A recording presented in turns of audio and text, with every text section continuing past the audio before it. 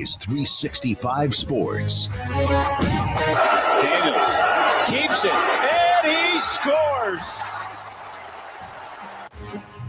365 Sports is presented by IdealMRI.com. High-quality MRIs for $497 or less. IdealMRI.com. Your health is important, so is your budget. Underneath, Smith gets to the corner. Money on the rise. Touchdown, Jeremiah Smith. 365 Sports is also brought to you by Texas Farm Bureau Insurance, protecting Texans since 1952. Johnson buys some time. There's the tight end again, rumbling towards the end zone, and the touchdown for Ancio. Remember when you had a guy, someone who could fix anything? They're still out there at Batteries Plus. With their quick solutions and expert advice on batteries, key fobs, and phone repair, Batteries Plus will have you in and out and on your way in no time. Batteries Plus, the experts in charge. Klubnik's going to take off. Klubnik with a touchdown. Now here's David Smoak, Paul Catalina, and Craig Smoak. All right, here we go. 365 Sports on this Wednesday afternoon, and hope you've had a really good day. Hope we take you through the next 3 hours whenever we're saying goodbye, and you've enjoyed the show, and we've been able to also enjoy the banter, discussion, opinions, picks, and more. Garrett Ross, Brandon Rowe running today's mothership, and Andrew Valade with some time off. We're going to get into an article that Adam Rittenberg wrote about ranking the Power 4 openings in college football as far as the head coach search. We'll have that a little bit later on. We'll have our Big 12 picks today. Normally that's Thursday, but it's today, and we'll do the college picks, the bangers that Andrew puts together when he's back tomorrow. Big 12 men's basketball media days, and a couple of notes on that too. So if I would ask both of you guys, before we get to a couple of headlines, and we're going to start off with some audio from Joey McGuire, of the Power 4 schools, based on everything involved, would it be Penn State or Florida for you as the best job? I think, man, they're like, it is splitting hairs a little bit when you think about it. I think right now Penn State's the better job just because they've had more recent success. But that could be due in large part to the guy that they fired in James Franklin. But I would say right now, and just by a hair, it's Penn State. In Florida is, I mean, it can be a great job, but it hasn't been for the last four guys who've had it. Yeah, I mean, I think the path that Penn State has is a little less crowded than the path that Florida has. That's the one thing that would stand out as being like the obvious which one is easier. If you're not worried about easy pass, I think you take the Florida job. But if you're saying, all right, the money's the same, the recruiting's similar enough, the whatever TV deals similar enough, like the things that would matter, whatever those things may be, and I'm saying TV deal, but like the money you get from your TV deals, your NIL collective, like I don't know Penn State's versus Florida's, like what the major differences might be, but like if all of those things are equal, then I think, yeah, the one like real difference that stands out to me would be you got to play Ohio State and Oregon and now Indiana and sometimes Michigan. And there's a cavalcade of really good teams, but I think it's like double that over in the SEC.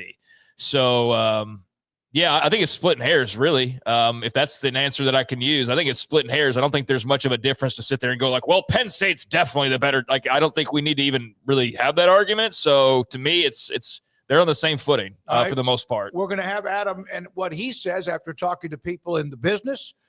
From the way it's set up, the facilities, the NIL, the budget, etc. We'll have that here in just a second. I do think with all their muscle behind them, I think Florida's the better job overall. Like if all things are going as well as they possibly can, then I would like to be the head coach at Florida as opposed to the head coach at Penn State. So if I have to give an answer there, now that I'm thinking, yeah, give me Florida if they're at their peak powers, but Penn State's still a damn good job. No, it's why I asked the question too, because you could easily say one or the other. I mean, that's why. I need to fully, truly answer this. Can I take a minute and just go to Happy Valley and compare cities to Happy Valley and Gainesville? because I don't think it would be fair for me just to dog Gainesville as I do relentlessly without going to Happy Valley first and seeing if it sucks just as much. You got two different weather climates, not all the time, but when it does change, it will change much more in Pennsylvania than obviously in Florida. So Texas Tech had the loss to Arizona State, which almost looked like a dramatic come-from-behind victory that just was going to validate, or could have validated, how special this season is. And it could still be that way as they now turn the page after losing in Tempe. Joey McGuire was asked about how his team and what he's learned and how they tried to bounce back from the loss in Tempe, and an example that he found while they were looking for somebody to join his staff. Interviewed a young lady for our fifth trainer's job, and she was at Ohio State last year, and they beat Oregon. And I said, what changed from y'all getting beat by Michigan at the end of the year to just destroying what I thought was the best team in the country? And she said everybody in that building was pissed off. And like a different pissed off, like I'm not mad at my players or my coaches or anything. Like I'm pissed off at myself. I'm going to take ownership for that loss. And I'm asking everybody else in this building to do the same thing and be pissed off this week and from here on out, and seeing if we can't really have an edge on, and it shows up on Saturday. And so there he is. And different people can respond. Sometimes you can lose confidence. Sometimes you can, realize what you've done wrong and learn from it. And sometimes you just kind of are in a fog. So that's Joey, and how he used that from an interview with a strength and conditioning staff member from what they told him about Ohio State. Yeah, I mean, I think that everything's still okay out in Lubbock, and this isn't the old days where you lose a game and the season's over with, or if you were planning on national championships, you lose a game and all of a sudden you don't know if you even have a chance to make it there. This is a new era where, hey, they took a loss, so what? Like, it's not that big of a deal in the grand scheme of things, and the season's not over. Their run's not over. They've got more than a handful of games left to play since they're already going to the postseason in some form or fashion. So, yeah, I mean, I know it feels, I guess, somewhat like the end of the world the last couple of days, and last week really sucked all the way around if you're a Texas Tech fan, given how high they were flying prior to that. It's, a pretty dramatic fall, albeit temporarily, because they're going to turn around and they're going to beat the dog mess out of Oklahoma State this weekend. Like, I have no doubts about that. And then beyond that, we'll see what occurs. I mean, the BYU game is going to be absolutely massive here right around the corner, and everything's still out in front of them. So, I mean, wherever he took that from, he's lost enough games to know that, losing a game is not the end of the world, but different teams do respond differently. With this Tech team, I think they'll be just fine. I think the Jacob Rodriguez's and the Coy Aikens and the Baron Mortons and all those guys are old enough and wise enough to know and have lost enough games previously. Let's not act like this was like the team that never lost before. Like, they've all lost plenty, and it's just that now they're in a much better position to rebound from it. So I don't have great concerns for them. I know that's kind of what we naturally do now, is after building them up, we start going, oh my God, are they going to be able to get it together? They're going to be fine. They're going to be fine. Doesn't mean they're going to win every game the rest of the way, but I have no doubts they'll be fine. Look, they were not in control of that game for 90% of it. They controlled it for 10%, and if they would have had a better defensive possession at the end, they win the game. They didn't. It happens. Like, this is when you've got two good teams playing against each other, somebody's going to win and somebody's going to lose that game in college football. It's not going to end in a tie like it can in the NFL. So you're going to have those moments now, especially, look, as talented as Tech is, as much depth that they have in that roster, they still played the whole game without their backup quarterback and still found a way to almost win. This is not a situation where they're going to take a loss and the wheels are going to fall off. They took a loss in a situation where, if you compare it to most football games, and I'll just say at the NFL level, because we're kind of minor league NFL right now anyway with paying players, this is a scenario where if this was the Cowboys versus the Giants and the Giants didn't have their starting quarterback and the Cowboys did, well, you'd expect the Cowboys to win that game. And that's kind of what it came down to. Yeah. And we're going to get to Tech here in a minute, but want to throw this up first with Rich Rodriguez and what he's having to say about as they build, of course, and he gets another full offseason to work on West Virginia's roster. I'm fortunate enough we have an AD, Ren Baker. We have a board and we have supporters that know what needs to happen and understand what we need to do moving forward. So we're in a completely different spot. Of course, their season is now kind of gone into a tailspin because of their record, and they're just kind of figuring things out. Rich Rod's got to find that quarterback that runs, and he likes that run, maybe 2 or 3 of them that runs his offense. But this is a quote from an article he did, and it makes sense as he tries to look forward after – well, they still have games like this year, but I think maybe people got their hopes up when they beat Pitt. I think everybody definitely fast-forwarded a little bit through the process when they beat Pitt because that just was not expected maybe right out of the gates, but it was still just Pitt, and I mean that respectfully. I mean, it's a huge rivalry win for WVU, but none of us should have, over-modulated over, oh, it was Pitt. I mean, The significance of it was that they were a rival, not that they were some, consistent perennial contender, so – you shouldn't have put too much mustard on that win, but it's hard not to get excited earlier in the season. It's hard not to get excited when something's fresh and brand new, and it's hard not to get excited when this fresh, brand new thing you're already excited about is now beating your rival. And so I don't blame anybody for kind of getting overboard a little bit on how quickly they may be able to turn things around. But reality has set in these last few weeks, and they don't have a lot. There's just a lot of things they don't have, including a steady starting quarterback, including some of their playmakers that they were expecting to count on due to injuries. I think the defense has played really admirably at times, but they've also had many issues of their own, right? So it's been pretty bad, especially lately across the board for WVU. I mean, they got smacked by UCF. I mean, that was a game that you could kind of say could have been maybe a coin flip of sorts, but UCF just by the end of that thing, I mean, they had blown them out. So I think that left West Virginia fans kind of reaching a new low point this season where you had started to readjust, but now you're at the point where you're like, all right, now this is so bad. Now we've lost ground again. So it's just been I don't want to call it a throwaway season, but it kind of is, right? It kind of is a throwaway season. Yeah, I think that anyone who had higher expectations than what they're getting right now, maybe an extra win or two, but it was just one they had to play because the calendar was moving. Yeah, and I don't like saying that because of the seniors on the team. Certainly don't want to feel like their last year is a throwaway, but this is let me put it this way. It's a transition year. It's very much a transition year. Yeah. And they are dealing with the transition and getting the opportunity to kind of see all of their warts up close and under a magnifying glass. And so, yeah, their collective will be highly important this offseason, and I'm sure they'll be very aggressive, and they'll need to be because they need to add a lot of talent to that roster. I'm sorry that, you get to live in a world where losing to Pitt or beating Pitt is not a big deal. Oh, yeah, sorry. Sorry. Gosh. Awkward. I mean, it's just awkward silence, and I've just been sitting over here sad. No, it's true. It's true. But what we don't know how the tenure of Rich Rodriguez is going to end. But I do know how it started, and it started with a guy who's enthusiastic to have that job again. And most of the time in college football, you can never go home again. Once you leave, that's your run. You can't go back.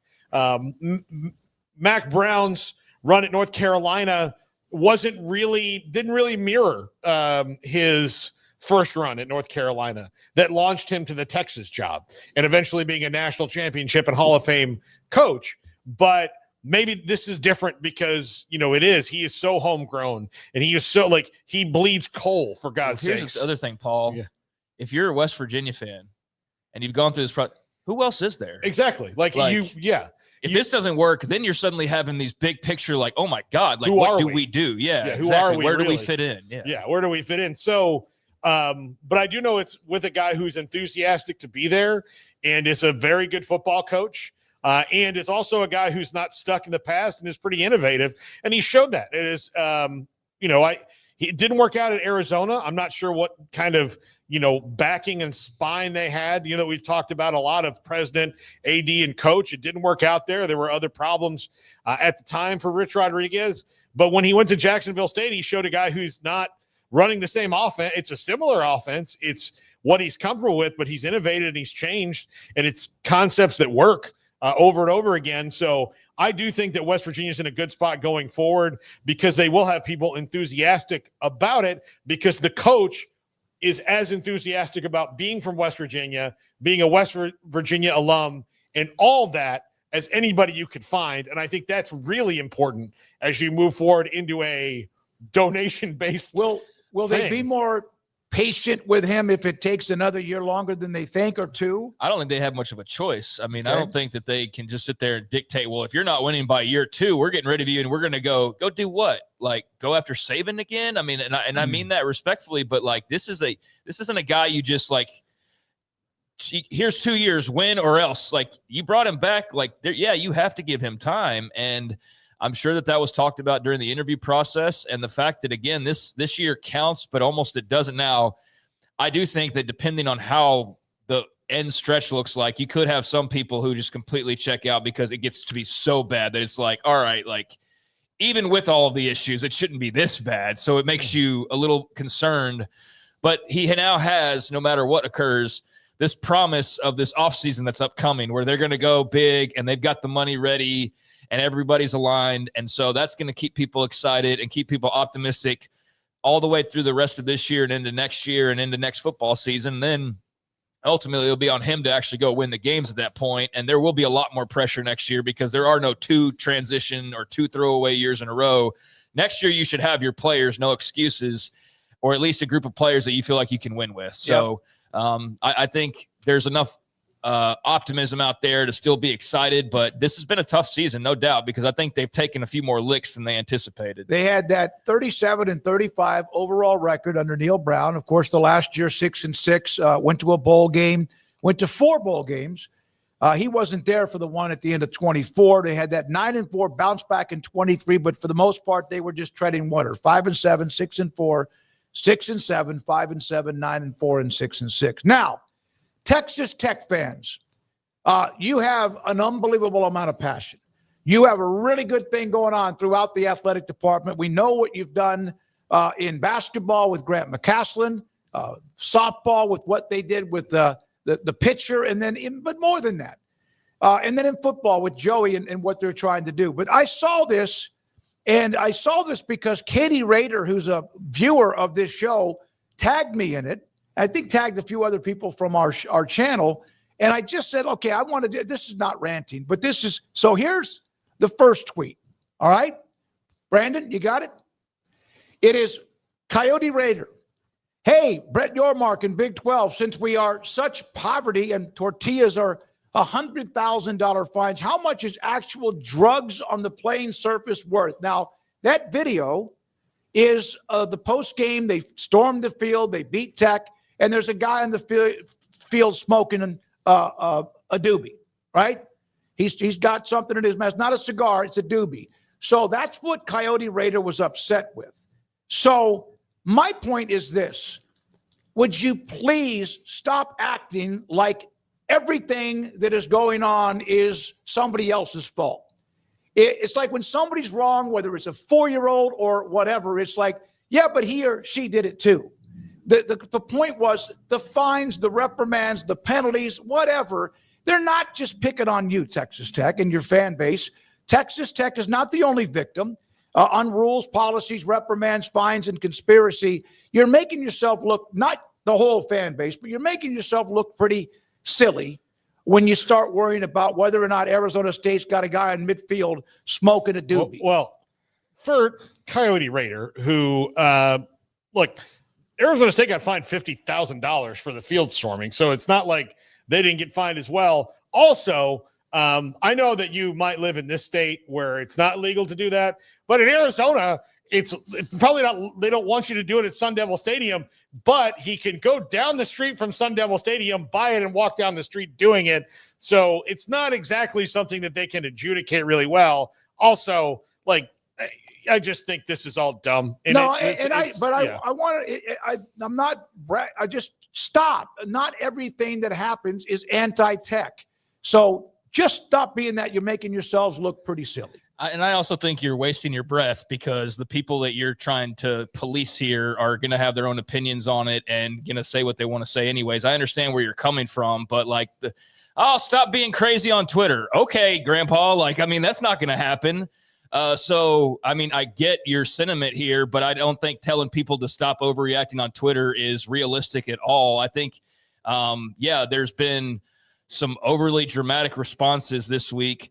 that are not at all representative of the entire fan base. So That's I think what I to even said. speak in general, there's going to be people who take that the wrong way, even if you preface it by saying, oh, well, it's specifically these guys. Like, you can't police social media. And it's futile to try to do that, and it's pointless to try to do that because people are going to say what they want to, and it's their right to do so. So, yeah, could you please stop? No, they're not going to stop. That guy, that girl, whoever, they're not going to stop, and they're going to have their own opinions and tell you to go screw yourself, right? So I get it, though, that it has, I think, become more of a negative that they fueled than it should have ever become. And I think that a lot of Tech fans who maybe didn't know that or realized that at the time last week now understand that coming out of last weekend. Joey McGuire said in his one-on-one interview that he does feel like that all affected them last week.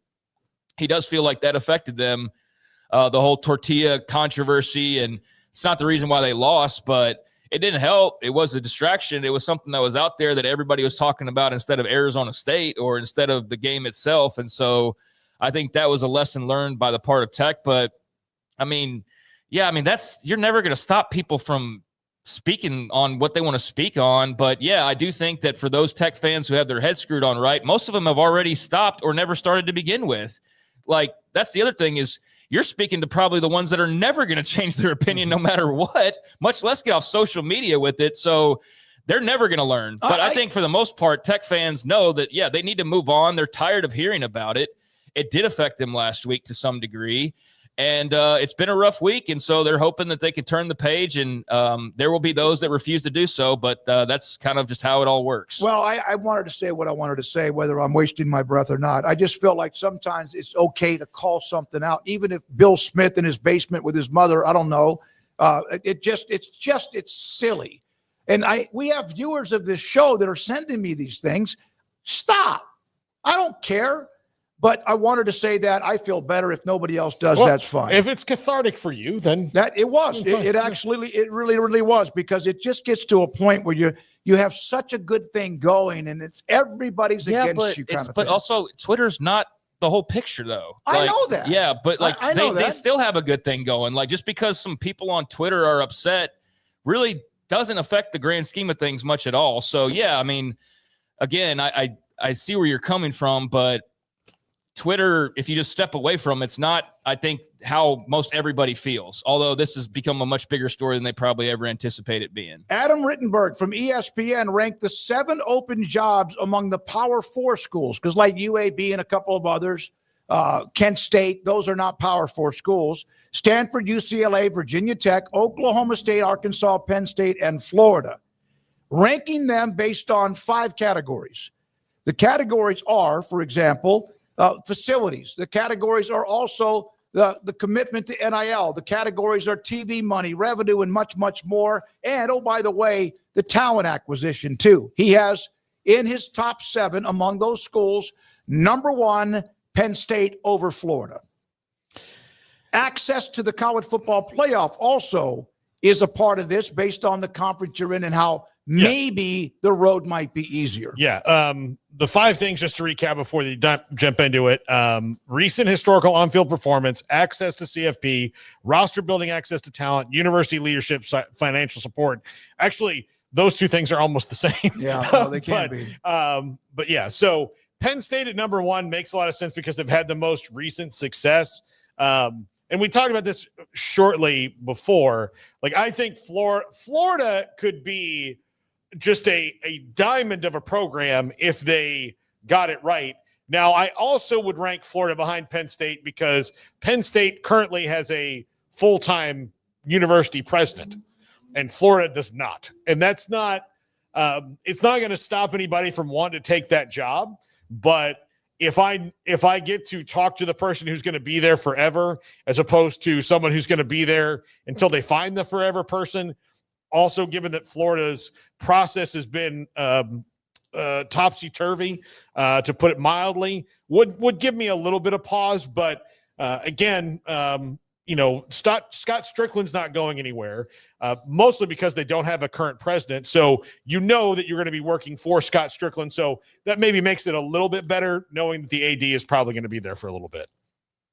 Yeah, I mean, if all things are equal, like I said a little while ago, I'd take the Florida job, but all things aren't equal. So with the administration in flux and a tougher path to have to churn through if you're Florida, then yeah, I think Penn State at number 1 makes sense, and Florida at number 2 is certainly something that makes sense as well. I mean, I think you're, again, splitting hairs pretty much, but there is a few differences here and there that can lead you to Penn State in this very moment. So, yeah, 2 really big jobs that are the 2 best jobs out there, which I think we all kind of already knew going into this, but you can debate which one's better. But I don't think there's much difference. Which of those teams, Penn State got the edge from Adam, which of those 2 teams, Penn State or Florida, have an easier access to the college football playoff? Oh, it's Penn State, just because the Big Ten, the schedule can roll to you, and you can get the schedule they have this year, which shouldn't have been that tough for them. Well, that's algorithms for both conferences. Yeah, but right? the easy years in the SEC, because one, there are 2 less teams, so there are 2 less teams to be bad or good. But so that can affect your schedule in a whole lot. And the fact that, the teams that are in that league are teams that have won more recently, like Georgia, like LSU, like Alabama, that you're recruiting against, within your own area a little bit more so than Penn State. So, yeah, I think it's Penn State. Very, very. Is it, Craig, because I think like right now, I know the SEC might be deeper, but you've had the last 2 national championship teams come out of the Big Ten, and you also have Oregon over there. Penn State's there. And then now you've got Indiana acting like that they're going to be around for a while. I mean, that's great. Penn State, they're not very good, though. So, I mean, yeah, most years they are, but if we're going to raise the banner for them just on history, well, then hell, that's half the SEC that we count as being formidable opponents, even if they're up or they're down. So, yeah, I think the SEC's got a larger number of contenders. I don't think like some of the lowest effort kind of troll posts, will Mississippi State could go in the Big 12? Like, I think that's bullshit. Yeah. But I do think that it's much easier to go to Rutgers and win a game than it is to go to Starkville and win a game. So I do think that even with the algorithm working certain ways, like we've seen it benefit Texas, so to speak, and they're still eating losses. I think that you're much more likely to eat another loss or 2 in the SEC than you probably are in the Big Ten. Now, I'm not of the opinion that it's always that way and that they're always the greatest and they're always the deepest, but I do think for the last several years, for the most part, they have been. Now, yeah, they being the Big Ten have won the last 2 national titles, but that's somewhat of a reflection of the league, but not totally. Like, I don't think that, the Big Ten team won, that means the Big Ten's the best. No, the hell it doesn't. No. It means that they were the best team, and not everything has to do with your conference. Like, can Ohio State just get credit without having to, here, you get some of ours and you get some of this, and we all like the Big Ten gets credit for having the best team, but that doesn't mean you have the best league. And I still think right now the SEC is the best league, the deepest league. But I do think the Indianas and the Oregons have made it more interesting.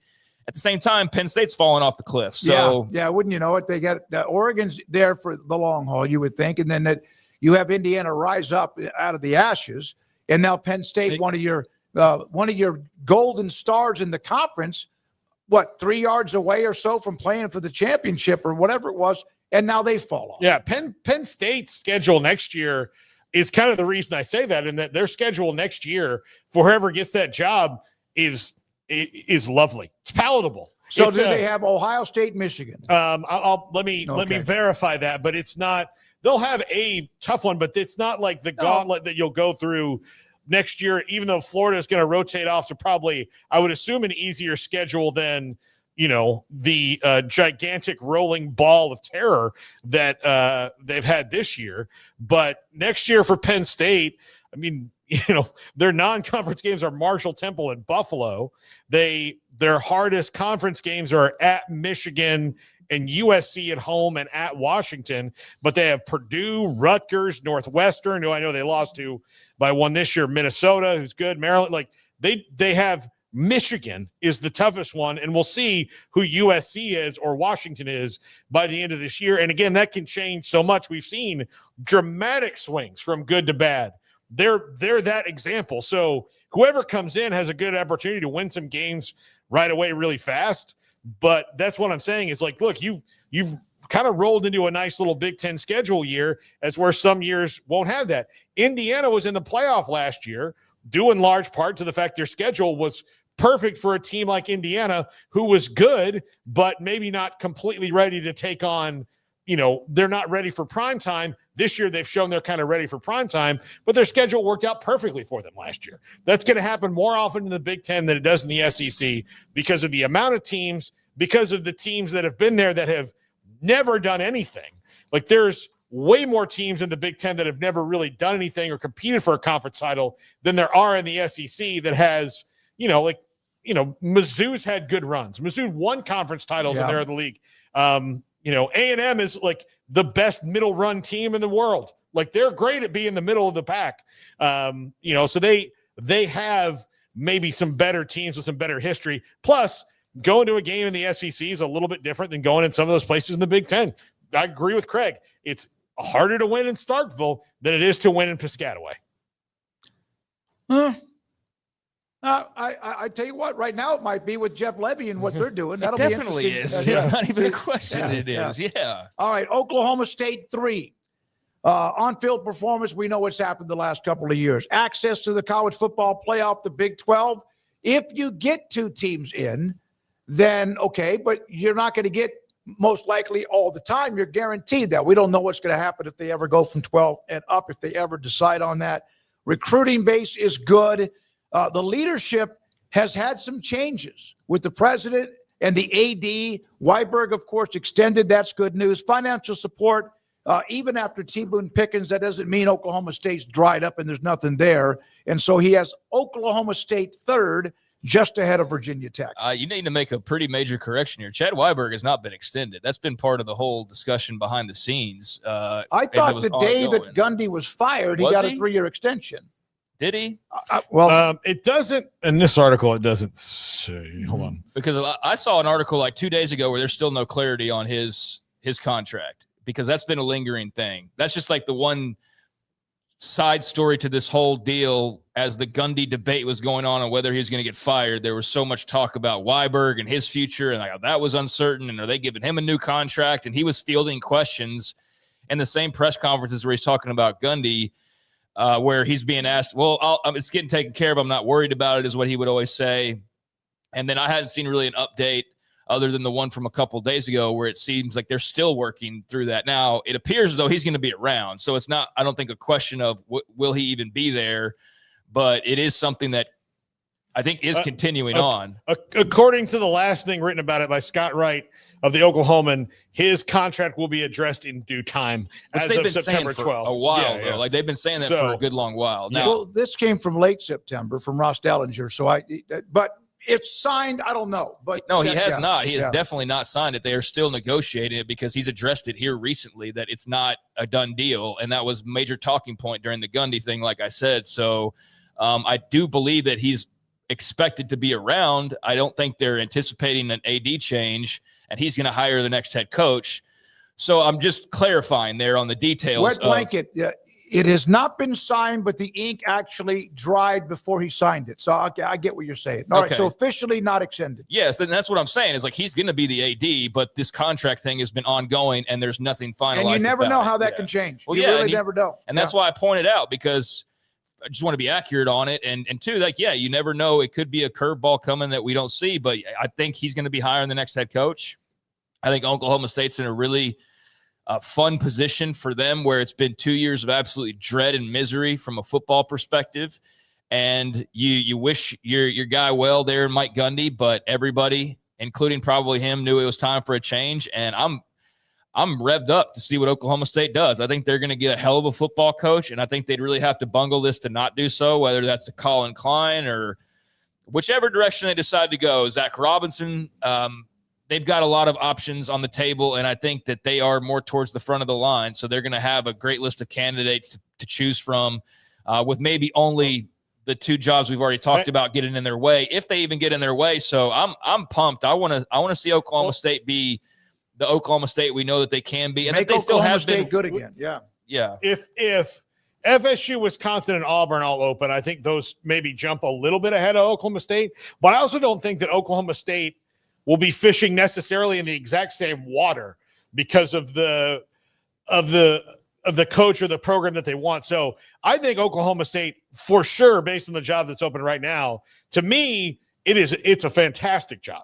It's a fantastic job if you can get it, especially given the fact that the Big 12 conference is a great conference to be in because of the flux, because you can be down one year and then back the next a lot faster than maybe almost any other league. We've seen that every year. We've seen it every year. So, I mean, look, say they hire Zach Robinson, Eric Morris, they get a wave of transfers. They have a really good recruiting pool to pick from in the states that they're in the portal. They'll have all this.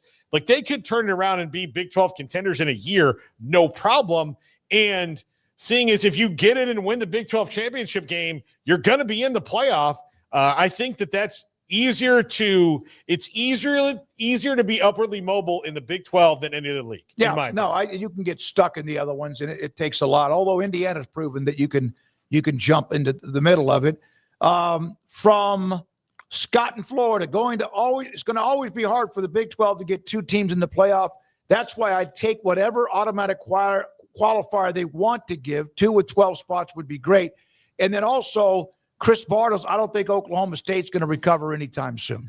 I think that's certainly an interesting opinion to have. I'd be curious to know why you think that. I think that, to Paul's point, it's very easy to just get the right money in place, get the right coach and quarterback, and you're already steps ahead of where you were overnight, basically. So I know it's easier said than done, but I think they've got their faculties lined up correctly enough to where they understand the importance, because their AD has spoken about this isn't just a decision for right now or even the near future. This is like, hey, TV contracts are up in 5 years, and we know we're not guaranteed anything, and we don't know what to expect when it comes to conference realignment. So we could very well be out on an island with Iowa State and Baylor and TCU or whoever, like, if we're not careful, or we can play ourselves into maybe whatever the other side looks like, or maybe everything stays pat, but he doesn't know. We don't know. Nobody really knows.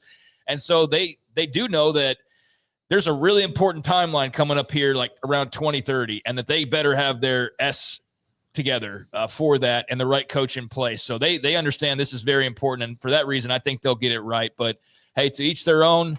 It's not a program, though, that I would say has like some high mountaintop that's unreachable. Like, it's not as though they were reeling off national titles and now they're not going to do that.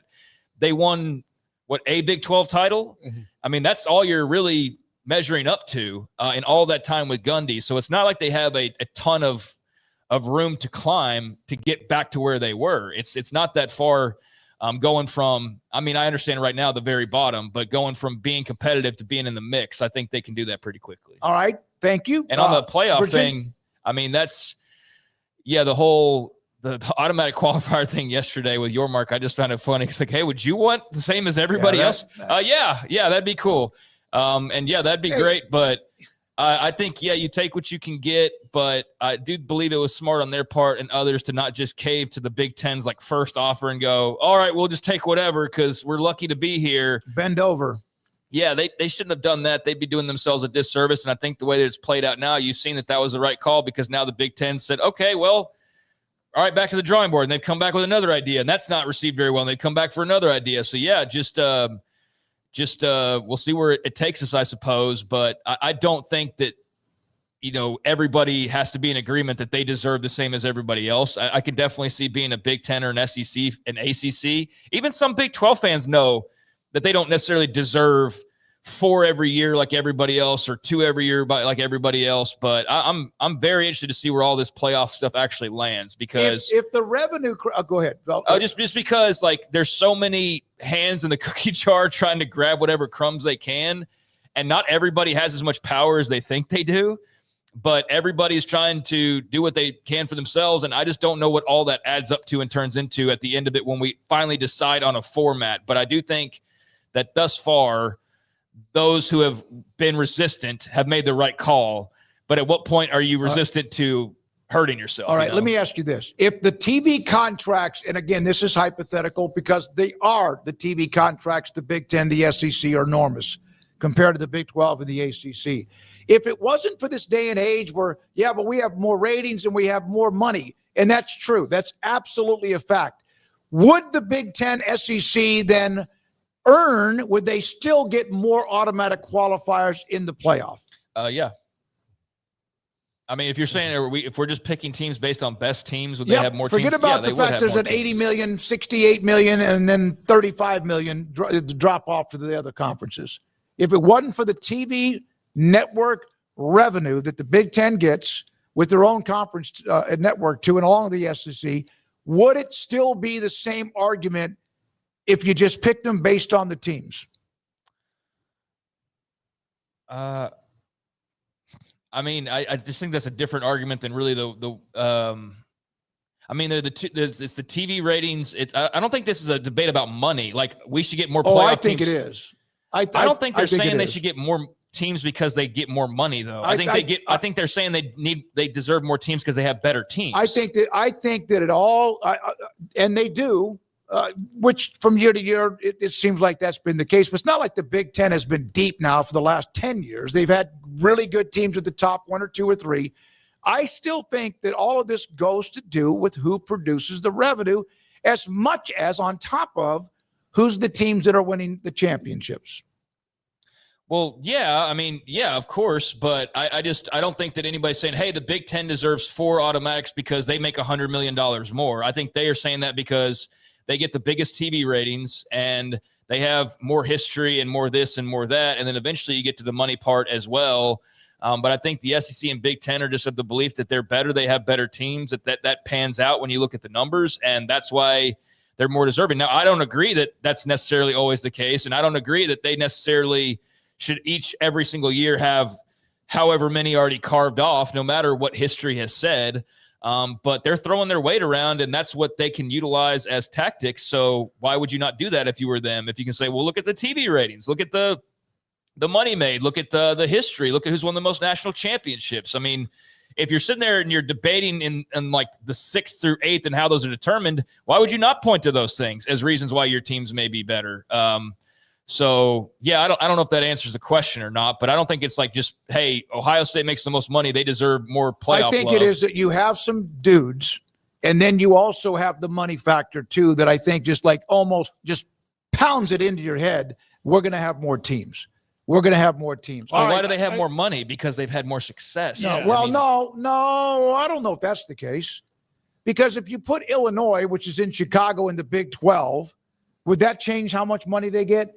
This is also, even though Dallas, Fort Worth, and in Phoenix, et cetera, Houston. I think it's different. I think you have different, like the Big Ten was very, like they managed to get their strongholds because of where they were, not necessarily who they were. And the SEC did it because of who they were. And a lot of these things go back to decisions that were made 80 years ago. And because you were in the Big Ten 80 years ago, you're in the Big Ten now. Or in the case of Rutgers and Maryland, you were in D.C. and New York, 2 television markets they didn't have, and they launched a cable as they network. Wanted the Big Ten network to get in. Yeah. That's changed. So like it's a really hard argument to really like get footing on, because like the SEC, you know, as far as like markets go, like, you know, if you told a New York exec, hey, you know, our ratings really suck in South Carolina, they'd be like, oh, okay, bummer. You know, they wouldn't really care about it. But the reason that, like, you know, they are popular is because they built it up because their games have been more successful than the other ones over the longer haul. And the Big Ten has maybe been able to hide some teams behind Ohio State, Michigan, and Penn State for a while before they expanded. You want to put a bow on it? We got to do a Big 12 picks and take a break and do it. Yeah, I think this conversation is just like, it's kind of it's more of a big picture thing you can kind of go all over the place with. But I do think that the way that because I'm kind of still confused on what you're even asking, but I do think that their tie-ins with the broadcast companies they're tied in with have a major impact. If that's what you were trying to ask from the beginning, I think that their contracts with ESPN, not like the money they're making just in general, but I do think that the SEC being backed by ESPN or the Big Ten being backed by Fox, that gives you this extra oomph to feel like you're more deserving. Fox and CBS. Well, and CBS or whoever. Like, I mean, I do feel like when you look at, all right, money coming in, money being spent, television, like look at every category. We name every category, the most winningest teams, it's the same 10 teams and like you can rearrange a couple of them, and then you stick one random ass one in. Like Boise State's one of the most winning teams, but besides that, it's Georgia, it's Alabama, it's Oklahoma, it's Tech. It's the same damn teams every time. I just think they have more of a cachet of those types of teams, and that leads them to believe they deserve more. I don't know. I don't know where to go with the rest of this conversation. That's okay. We'll take a break. Some of you in the chat kind of know where I'm coming from. That doesn't mean I'm right or you're wrong or you're right. It does, but it's just a thought that sometimes you wonder if the clout comes from more than just winning, which also, yes, leads to bigger TV contracts and network.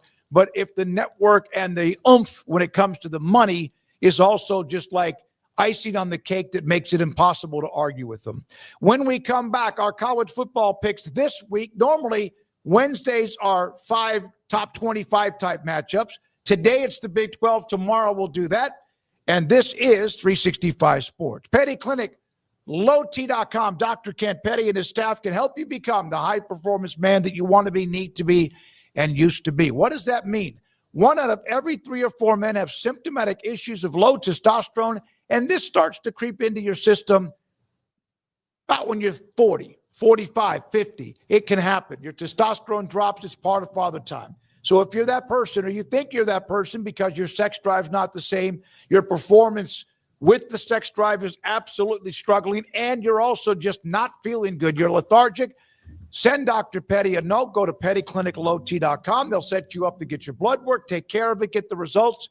And if you have a low testosterone level, they have a program so you could become the high-performance man that you want to be, need to be, and used to be at pettycliniclot.com. My go-to guy. Can you fix my smartphone? Yes. Do you have car batteries? Yeah. What about golf car batteries? Of course. Battery from a G-Fob? Absolutely. My boat? Huge variety. Toy boat? Sure. Motorcycles? You bet. My apartment building? Whole building. Do you have batteries for my party lights? Yeah. Batteries Plus, the experts in charge. Overwhelmed by your inbox? Clean Email is here to help. Organize, clean, and manage your emails with powerful automation tools. Say goodbye to spam and clutter and enjoy a stress-free inbox. Try Clean Email today at cleanemail.com. Golfballs.com carries the latest selection of golf balls, clubs, and gear from brands such as Titleist, TaylorMade, and Callaway. Golfballs.com remains the world leader in golf customization. And of course, online at golfballs.com.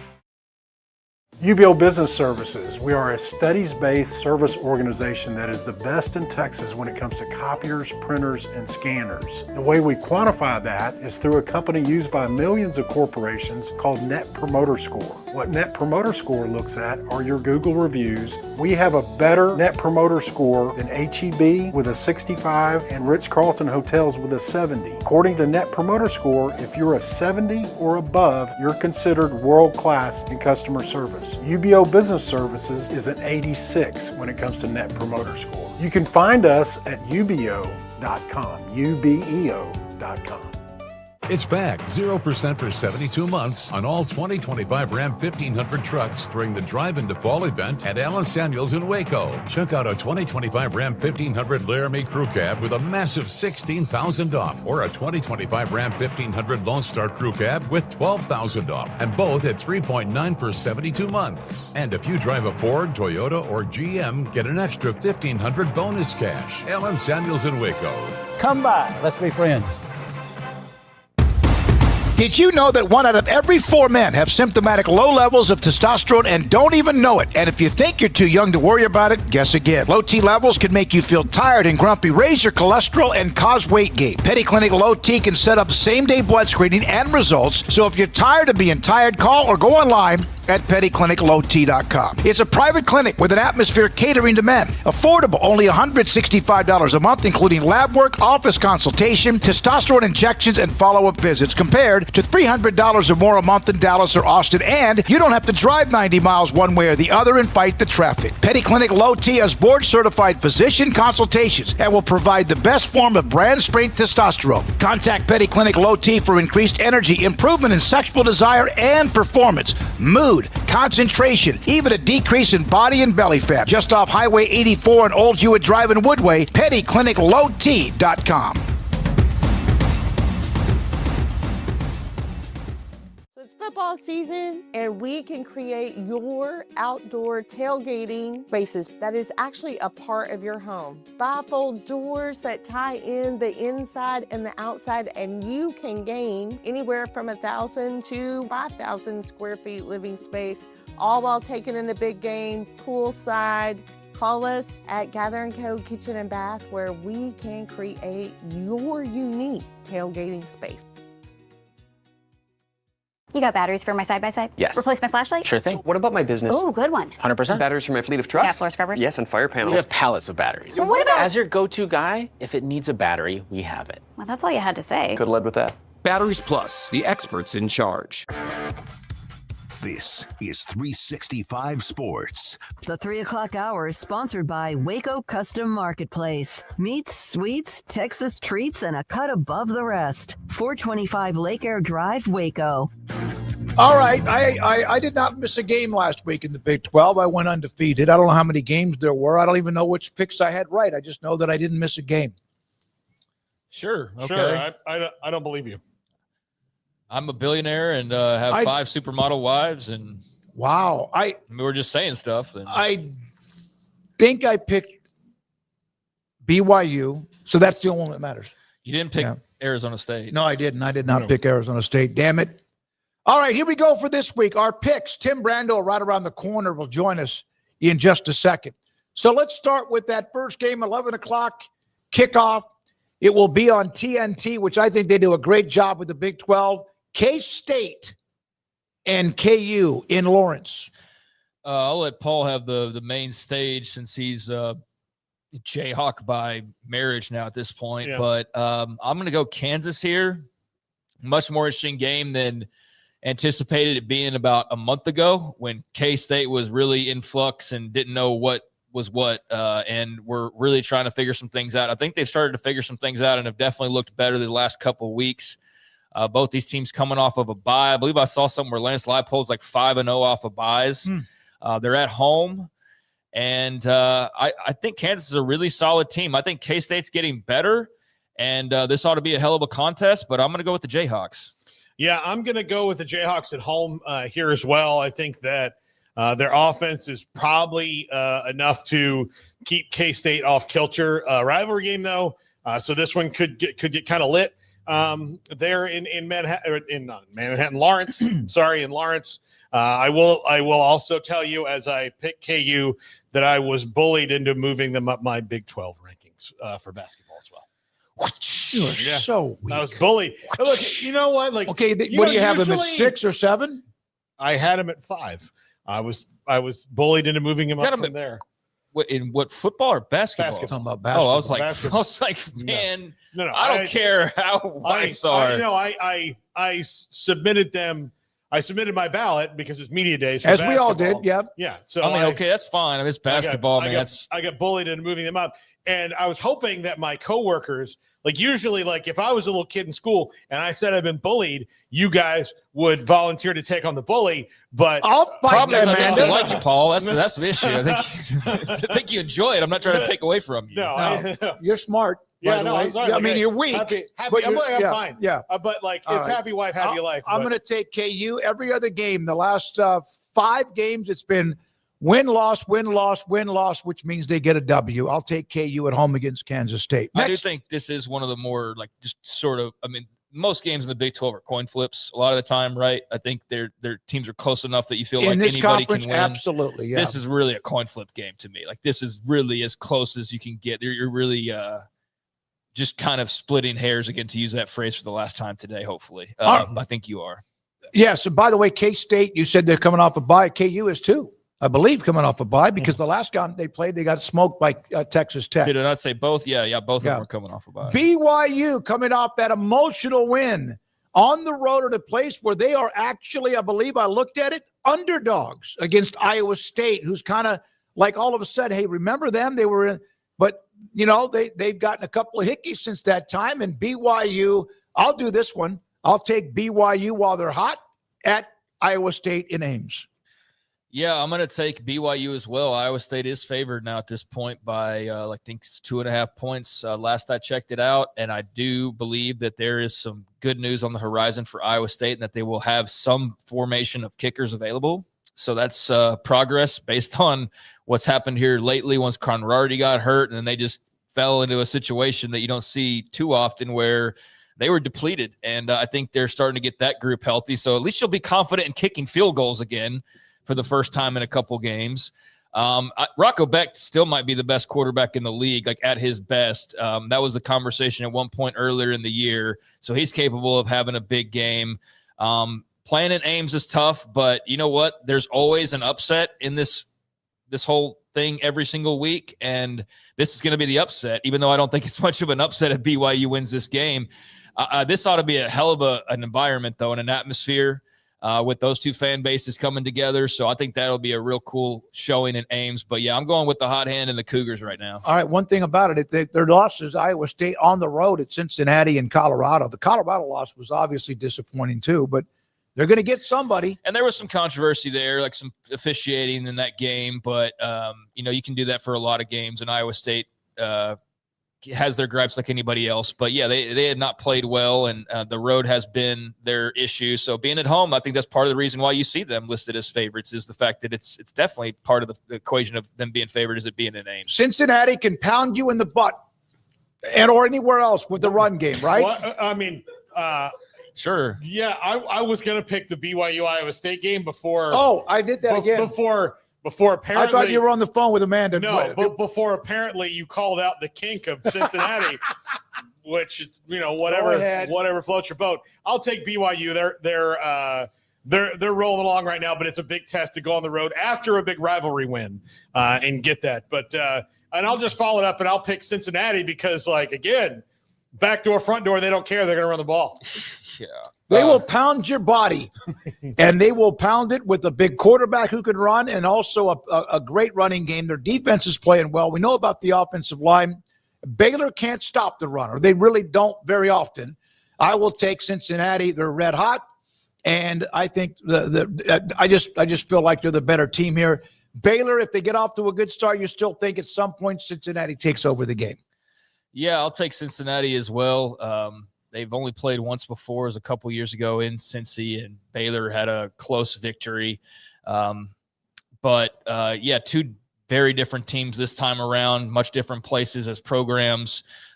Cincinnati with far more of a grip than they had a couple years back on kind of what's what and who they are in the Big 12. And Baylor, I feel like, is just kind of in that up and down of whatever I don't even know what to even refer to what they are, even like.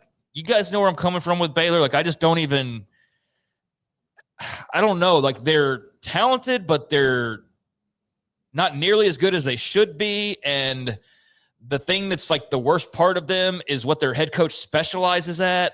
They're just – they don't make any sense. Defense in the country. They just don't make any sense where they are just in the whole big picture of things. They're just kind of just floating around. I don't know how to describe it when you're not closer to the situation like we are. So, yeah, give me Cincinnati. They're a much better team based on what we've seen so far. I do think Baylor is a talented enough team that you always have to be somewhat mindful that they are capable, but they just don't ever put it together really. So give me the home team and the Bearcats. Terrible matchup for them because of what. Yeah, and Sorsby can throw it all over that defense. Yeah, and they can run it. They just it's just. Why is it what I said that all of you look like the crazy uncle was loose again? Because he is. Yeah. Because he is. Sorry about that. Yeah. Paul, did you pick this game? I did. I picked Cincinnati. Sure. I picked Cincinnati. I did too. Oklahoma State, and not a good time to probably play Tech unless they got a little hangover from the loss at home in Lubbock. 3:00 kick in on ESPNU. Yeah. Tech's bringing the bulldozer into this one, I think. And they're, in Lubbock. After that tight loss that was sloppy and all, I think it doesn't even matter to me if Baron Morton decides to sit it under the week. I think that Tech gets it done in this game. Oklahoma State is just down to the bare bones on the roster. So if they won it, that would be one hell of an upset. But I just don't see that happening just based on the amount of personnel available for both sides. I think it's really unfortunate that Oklahoma State has to be the team facing Tech after last week. I just think that's very poor timing. And yeah, I'd anticipate the Red Raiders unleashing some frustrations on the Cowboys, and this will be a blowout win. Any result besides a blowout win in Tech's favor would be shocking. So yeah, I think this is a Tech blowout. It's night and day. Like, you cannot get more of a difference in like the talent levels and just kind of where both programs find themselves currently than this matchup right here. So yeah, I mean, I admire Oklahoma State fans like the banana fans last week in the stands. Like, they're making the best of it. And just trying to get to this next head coach, whoever that is, but they still got some more punishment to take. And I think this weekend might be the worst of it all. All right. So I'll take Tech to win with whatever score they decide. Now, West Virginia, I think I said that last year during the game, and the team I said that about, they got beat. West Virginia, TCU winning the game, really kind of almost let that thing get off the hook against Baylor, but they won. They score a lot of points, West Virginia at home in Morgantown, but I think you just have a better team in TCU, and I think they'll win on the road. Yeah, I think TCU kind of coasts through this one kind of easily. Again, West Virginia is just not in a good spot right now. TCU, they're good enough. I mean, I think their fans would like them to be a little bit better, but they're in a good mood because they beat Baylor. Keep rolling along, get another win. Give me TCU. I think they're clearly a step above West Virginia. I mean, crazy things could happen, but I don't think West Virginia even has like the second layer of backups, even all fully available to give much of an upset bid. I mean, crazy things could happen, but Morgantown's lost a bit of its mystique. So, yeah, I mean, this is kind of like it's not to the extent of Tech versus Oklahoma State, but I do think TCU is far and away in a much better place and a much better team. So give me the Frogs. That game last week in Fort Worth was like the winner might end up 8-4. And the loser might have to win a game at the end to get to a bowl. That's the way I think about it. Did you feel like they controlled that game for TCU? the most part? Yeah. Oh, yeah. I mean, like Oh, yeah. When I stopped kind of paying attention to it because of the delays. But no, I mean, think it was back and forth initially, but then like by about the midway point, you're like, yeah, TCU's like going to blow their ass out. Hoover played really well, and Sawyer had his worst game maybe in a long time. Well, there goes the Heisman, I guess. But, yeah, I think TCU, that was a big win for them to kind of get back on track. And they are a team that is like right underneath that layer of like the really good teams. Mm-hmm. So they're in like that B tier, like right below Tech and maybe Arizona State, or I guess, yeah, Arizona State and BYU. Like, I think they're in that crowd like Utah, right? Where they're kind of in that mix of teams down the stretch that could make some things interesting. So, yeah, there are 2 losses on the road, Arizona State and also K-State. So the K-State one makes it look a little worse. Yeah, that was different because it was 41-28. That was unexpected, and you got beat pretty good and convincingly. So, yeah, that one kind of took some of the luster off TCU, but the other loss I don't give them too much flack for. 2 more games. Houston, Willie Fritz, Cougars, and Arizona State in Tempe. I think Arizona State got right last week. I don't think they're going to just like start dominating everybody, but I think they kind of got right. Their defense played fantastic. Houston, they got a defense that can play pretty well. I'll take the Sun Devils back-to-back games in Tempe. I think this will be a really good game. I think it'll be really good. I think Arizona State's just the veteran nature of their team, and they've been doing this for a little bit longer. Gets Houston, but doesn't change my opinion about either team really at all if Houston loses. Now, if Houston wins, then I think we got to start looking at them as maybe even more formidable than before this one. Yeah, I haven't been ready to go there with Houston just yet. I mean, I'm kind of one of those that their record doesn't quite match like how I feel about them. Like, their record's better than I think that they are, if that makes sense. But I don't think it's like super far off. I think they're certainly on an upward trajectory and improving. And there's just some questions I still have offensively about how consistent they can be. But, yeah, give me Arizona State. I think it could be a hell of a game, like you said. And, I'll take the Sun Devils. So we all say Sun Devils. I say Utah at home against Colorado, even if it was in Boulder. One note on that Houston game with Arizona State, Jordan Tyson's out. Yeah, I saw that he had been kind of nursed and they weren't sure. He had some catches last week where he is like, you could tell like he was trying to run as hard as he could. He had but a hamstring issue, but he played through it. He was not 100%. So last game, and then Tim Brando will join us. Utah at home against Colorado. If it was in Boulder, I would take the Utes. despite a just gut-wrenching emotional loss to BYU. I had to stop from overreacting too much to Utah losing again. I mean, they lost to a really good team on the road in a really tough place to play. So I'm not going to give them as much benefit of the doubt as I had been doing in the past couple of years, because at some point you have to earn that. So I'm off of the benefit of the doubt thing for Utah, but I still think they're a very good team and one of the top handful of teams in this league. So yeah, give me them at home, and I bet they'll be revved up to take on. I'm very curious to see how Colorado comes off the bye week, though. I mean, they went into it with some positivity, so we'll see what they look like. Yeah, I'll take Utah to bounce back. I think Colorado is going to be maybe a tougher out than maybe a couple weeks ago, but I still think Utah wins the game. Yeah. So there we are. If you look on the right-hand side, a lot of the teams at home are near the upper echelon of the conference, except BYU on the road in Ames against Iowa State, and Iowa State is a slight favorite in that game. Garrett, break here. We'll come back. Tim Brando, Fox Sports, is next. This is 365 Sports. The Baylor Club loaded up with brand new menus after they renovated the club, and the experience of being a member of where you can get great breakfast and brunch and dinner and meetings. They had the tip-off lunch in there last week with Brett Yormark in town talking basketball, media days today in Kansas City, and we'll have a little bit on that. And it hosted that event. It can host big events, whether it's a small luncheon and or a special event.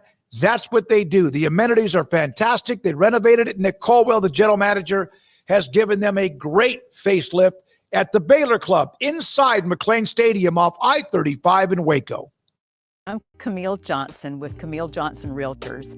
We specialize in selling residential real estate agent all across our community, and we love serving all types of families. We have been in business at Camille Johnson Realtors for almost 9 years, and I have been a residential real estate agent for almost 40 years.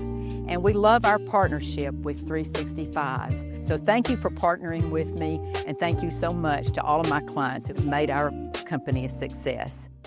No car payments for 90 days when you bring your auto loan home to Genco.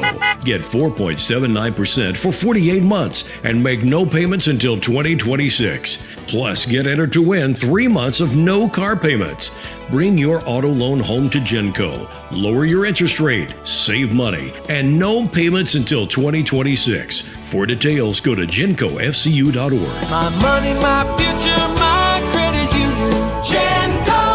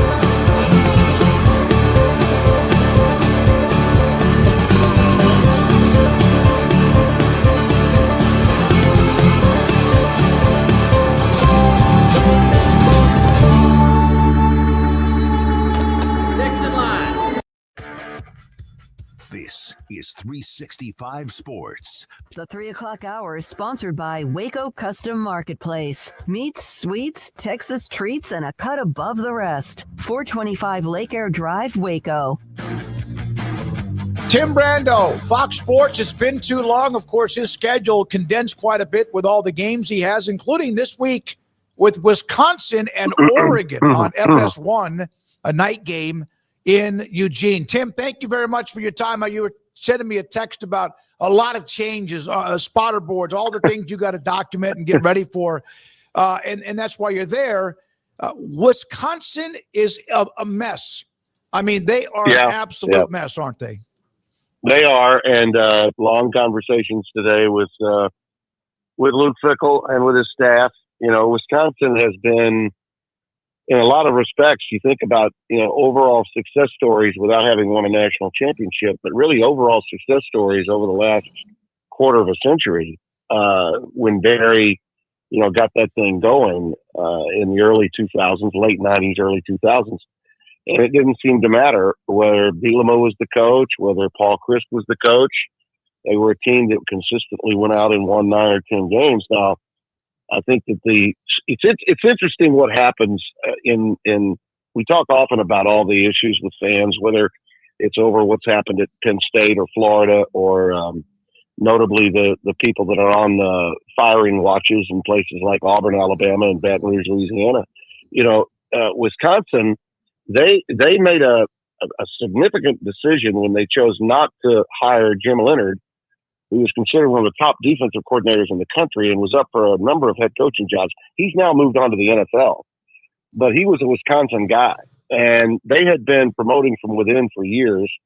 They decided to hire Luke Fickell away from Cincinnati, who had taken them to the college football playoff when it was only 4 teams, just a handful of years ago. And he's an Ohio State guy. He was an interim coach at one time for the Buckeyes, and now his ties were more to Tressel, obviously, than they were to Urban. But the reality is, and he worked for Urban, but he was more of a Tressel guy.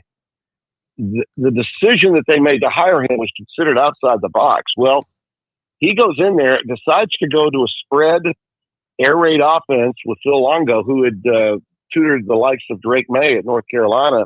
And everyone thought, oh, wow, we're going to get away from the run, stop the run, and play really good defense and win close games. And the reason was because fans there were just tired of winning the Western Division, going to the Big Ten championship every year, and getting their clocks cleaned by either Ohio State or Michigan, which seemed to be what was going on. Well, he comes in, changes the offense, and then about halfway through last season, after his 3rd straight quarterback had been hurt and out for the year, he basically said, okay, we got to go back to what we know. And now the fans there are every bit as much on his doorstep in Madison as they are at places like Auburn and Baton Rouge and, you name the others that are out there. Ever since the firing of James Franklin took place, it's like gloves off. The fans, when they say fire his ass, they're going to fire their ass. I mean, that's basically what's transpiring now, I think. And when you think of Wisconsin, I think the administration clearly still wants to stand by the guy. Listen, he didn't just fall off a turnip truck last year after losing his quarterback for the 3rd straight year and suddenly forget how to coach. The man's a successful coach. All you have to do is look at his record. But that doesn't mean anything now. I mean, it doesn't. What matters now to them is we haven't scored in 3 games. We're 2-5. You suck. And that's bad. Okay. And he's managing it fairly well given the circumstances. But I asked him today about, you've never been through this.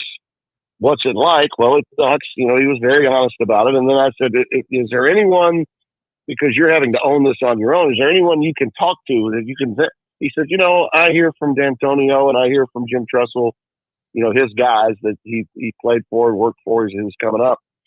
And his Tressel's son is his defensive coordinator, a really good coach, by the way.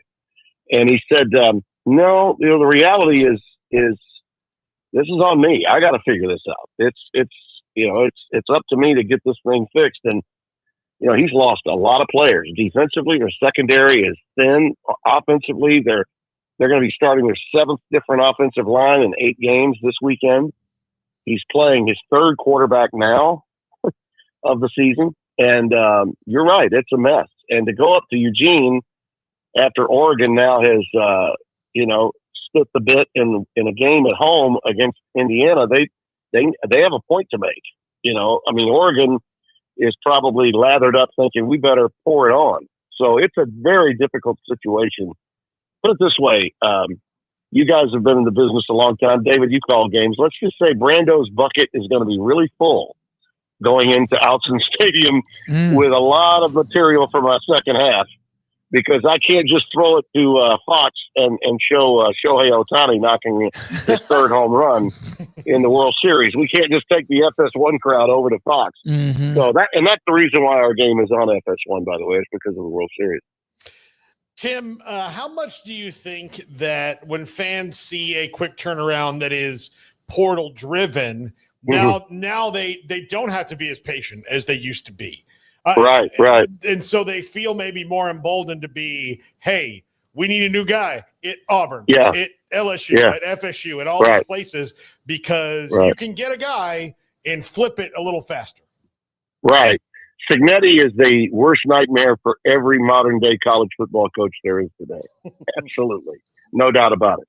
But what fans forget about what Curt Cignetti did and is in the midst of doing is that he had a magnificent, old-time Division I AA, now FCS team at James Madison that could be the core of that quick turnaround. Okay? He brought really good players from James Madison with him and proved that a team at that level, combined with some other guys that came through the portal at a big-time level that were really well handpicked. You got to give him a lot of credit. You got to give him a ton of credit. But at the same time, he had advantages there that Deion, had when he left Jackson State to go to Colorado. He took some really good players with him, got him almost to the Big 12 title game, not quite, but almost. But you see what's happened since some of them have left. It's not as easy for Deion now as it was then. But guys like Belichick and these other guys that have come in, it's not as easy when you're trying to do it from the ground up if you don't have a core group that follows you in there. The reality is that at some of these places, they don't want to run you immediately always. That it hasn't changed at Auburn or at LSU or at places. SEC schools, by and large, the moment somebody says fire his ass, they're fired. They're gone. That's just the way it works in that league. But you don't expect that to happen at places like Wisconsin as easily. But it could be happening to him. It really could. And with these buyouts where they are, seemingly the schools are still up to taking care of it. And how are they able to take care of it? Because of the incredible amount of revenue that's coming into those particular schools in those said conferences that are reaping the benefit of monies coming from, beautiful public companies like the one I work for and one with 4 letters that pretty much owns most of the inventory in college football. And it's an endless cycle, guys. It's not going to stop. It's really not.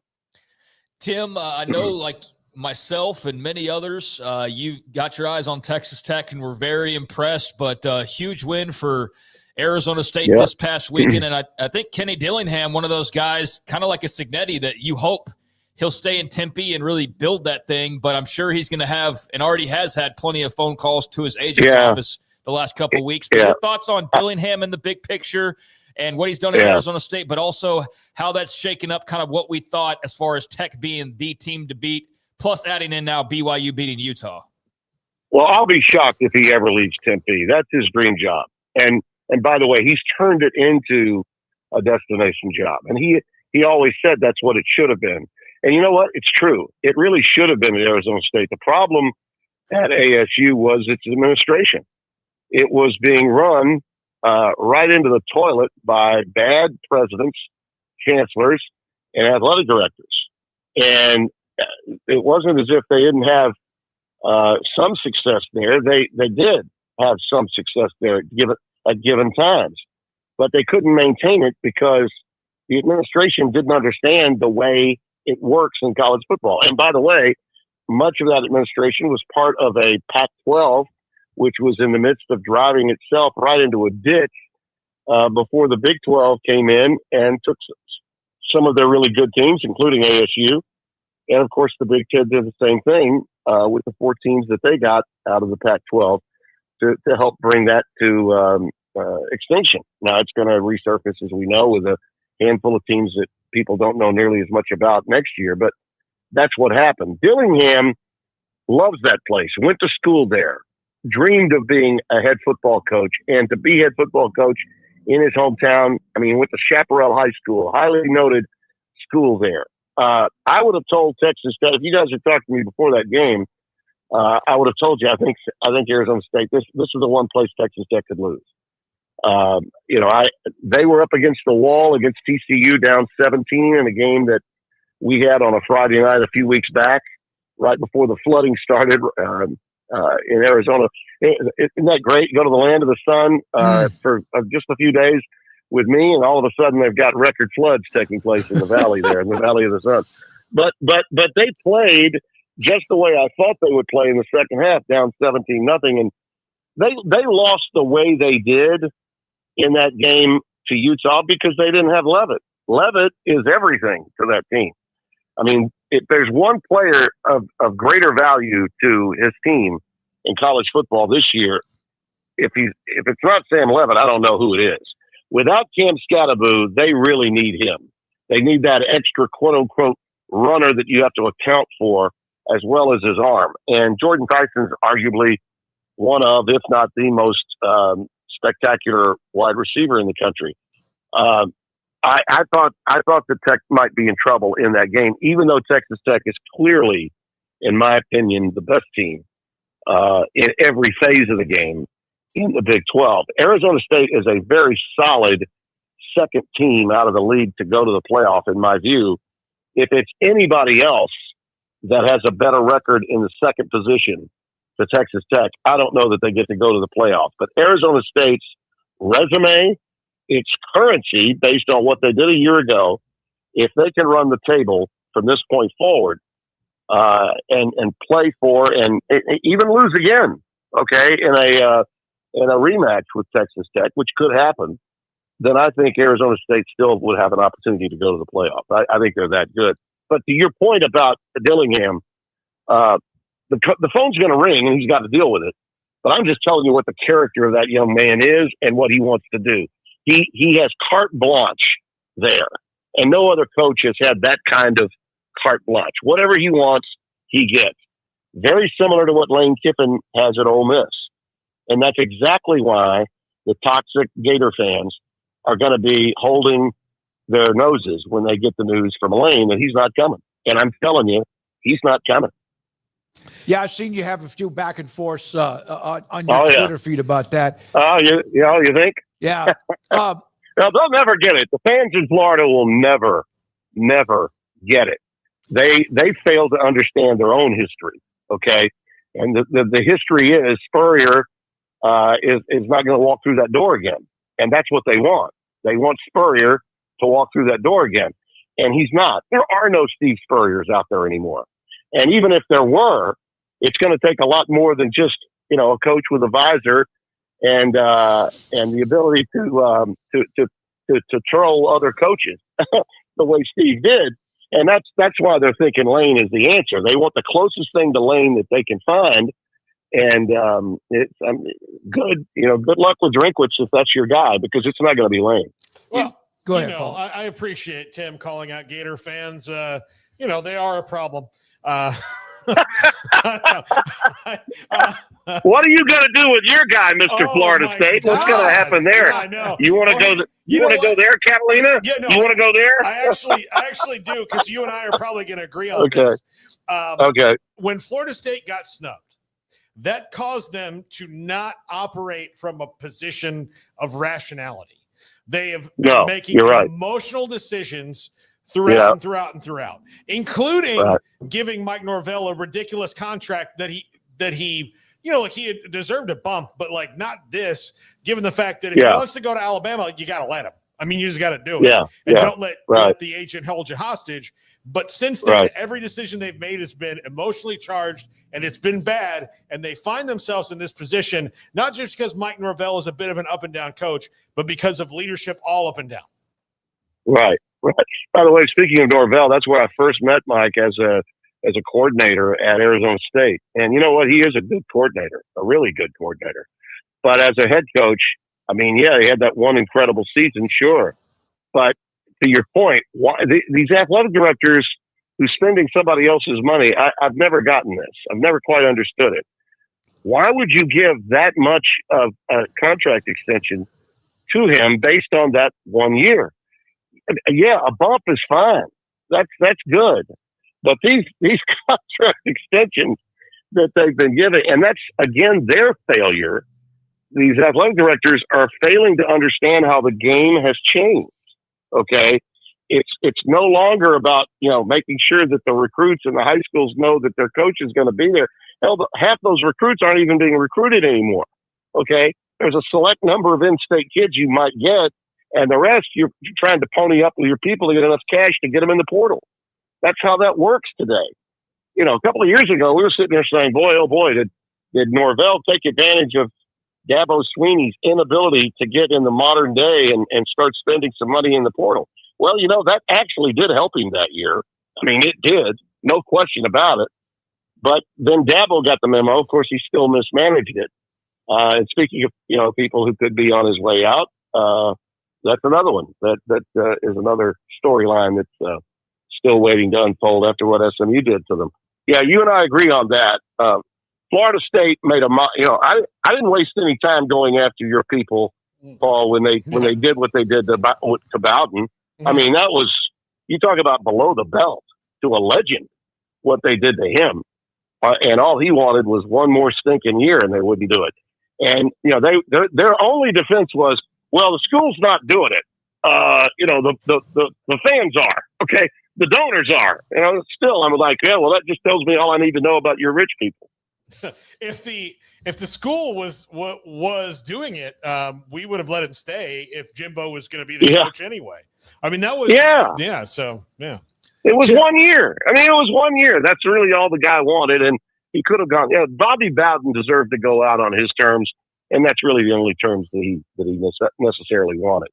Tim, last question for you. And we're going to have a great broadcast. Also, trying to figure out what's up or down with that spotter board. You have Georgia Tech, Indiana, and Vanderbilt inside the top 10. I know you have your own top 10. Obviously, BYU's huge win against Utah. How much good would it do college football, if those teams were to make not only a run into the playoff, but also win a game or two? Well, it would certainly embarrass the hell out of ESPN, wouldn't it? I mean, I think it would embarrass the hell out of them. Do they even know BYU played Utah last week? I don't know that they do. I don't know that they do. I was home on Saturday. I love doing Friday games, by the way. Love doing Friday games. And because I can get home and have this smorgasbord. And last week was just incredible. Yeah. And people may say to me, well, you're out there doing those games in the Big Ten. You're not watching the hell. The hell I'm not. I'm watching more football now.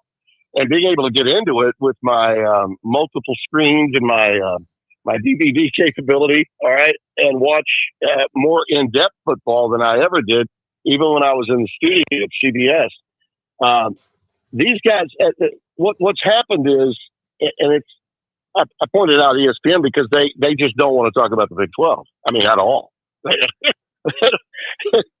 Yormark got a nice television deal out of them, and that's great.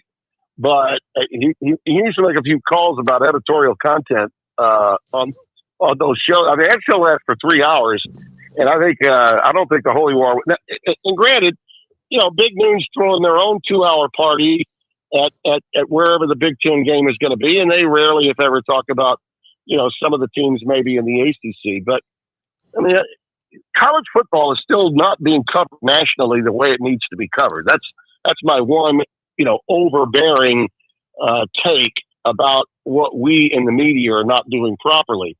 But when you got, 2 hours on one network and 3 hours on another, and you can't bring yourself to talk about what Georgia Tech's doing, what Utah's doing. Listen, last year Arizona State was one coverage bust away from playing in the semifinals of the college football playoff, and most of America knew nothing about them. They might have heard about Scattaboo, right? Maybe him, but that was it. BYU, yes, most people in college football, what about that team? Yeah, they got some guy wearing number 47 playing quarterback. They don't know about Bachmeier or what Bachmeier's brother did or any of those things. There's all kinds of storylines, and yet most of America doesn't know anything about them. So, yeah, I find myself always rooting for those teams because I have no dogs in the fight. I'm not a fan, but I am a fan of exposing, how brand name oriented we in the media have become. And the reason we do it is because we're too damn lazy to keep up with the teams that are not, quote unquote, in our circle. Okay. Just because you're on a network that's not covering that team doesn't make what those other teams achieve less significant. If something's going on ESPN that's a hell of a lot more important to anything other than college football, and I happen to be on Fox and something happened that night that was on their air, do you think for 1 minute that I'm not going to suggest that something big happened someplace else on some other network? Hell yeah, David, I'm going to do that. Okay? We don't cover the sport nationally the way it deserves to be covered. It is the second most popular sport in America. More people are watching college football than any other sport besides the Shield on Sundays. And yet it's making about a fourth of what the NBA and Major League Baseball are making in television rights. And by God, it's time we started, putting our money where our mouth is and start covering it nationally the way it deserves to be covered. Hey, man, have a great broadcast, and thank you so much for your time whenever we can get it. Enjoy the game and also all of the changes with what Luke Fickell's trying to turn that thing around. It is in the ditch. Well, appreciate your time. Yeah. Well, maybe with bad weather, right? It's supposed 90% rain. Maybe there'll be a bunch of fumbles. Maybe I'll have a good game. You never know. Yeah, maybe. Right? Yeah, absolutely. Thank you very much, as always. All of you in the chat love when we have Tim Brando on the show. All right. When we come back, Mojo rankings in the Big 12 with Craig Smoak. You had the Texas Tech loss. You had BYU, Utah. You had a couple of other teams either solidified or not. Who went up?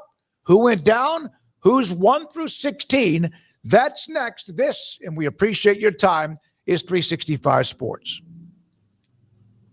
0% for 72 months on all 2025 Ram 1500 trucks during the Drive into Fall event at Allen Samuels in Waco. Check out a 2025 Ram 1500 Laramie Crew Cab with a massive $16,000 off, or a 2025 Ram 1500 Lone Star Crew Cab with $12,000 off, and both at 3.9 for 72 months. And if you drive a Ford, Toyota, or GM, get an extra $1,500 bonus cash. Allen Samuels in Waco. Come by. Let's be friends. Over 30% of adults struggle with chronic foot and joint pain, and many face mobility limitations as they age. But a revolutionary Comfort First slipper has taken the wellness world by storm. Try Cloud Slides and feel you are walking on the clouds. Cloud Slides. Football is back, and Underdog is the best place to make picks and win money all season long. Playing on Underdog is easy. Just pick whether your favorite players will go higher or lower on stats like touchdowns, receiving yards, interceptions, and more. Get your picks right and you could win up to 5,000 times your cash. You can play with as little as $1. Download the app today and sign up with promo code SPORTS365 to score $50 in bonus funds when you play your first $5. That's promo code SPORTS365. Millions of fans have already won billions making picks on Underdog. Will you be next? Underdog. Make picks. Win money. Must be 18 and up. 19 and up in Alabama, Nebraska, 19 and up, and in Colorado for some games, 21 and up in Arizona, Massachusetts, and Virginia. And must be present in a state where Underdog Fantasy operates. Terms apply. Offer not valid in Maryland, Michigan, Ohio, and Pennsylvania. Concerned with your play? Call 1-800-GAMBLER or visit ncpgambling.org. In New York, call the 24/7 Hope line at 1-8778-HOPE-NY or text HOPE-NY. That's 467-369. See assets.underdogfantasy.com/web/play and get terms _DFS_.html for details. Serving Central Texas since 1889, TFNB Your Bank for Life takes pride in being more than a bank.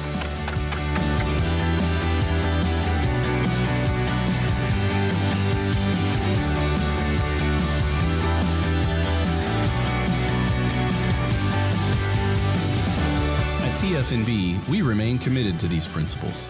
If you value them too, come join us. TFNB, your bank for life. This is 365 Sports. The 3 o'clock hour is sponsored by Waco Custom Marketplace. Meats, sweets, Texas treats, and a cut above the rest. 425 Lake Air Drive, Waco. And welcome back to 365 Sports. It is time to dive into the Big 12 Mojo rankings for this week number 9. I repeat.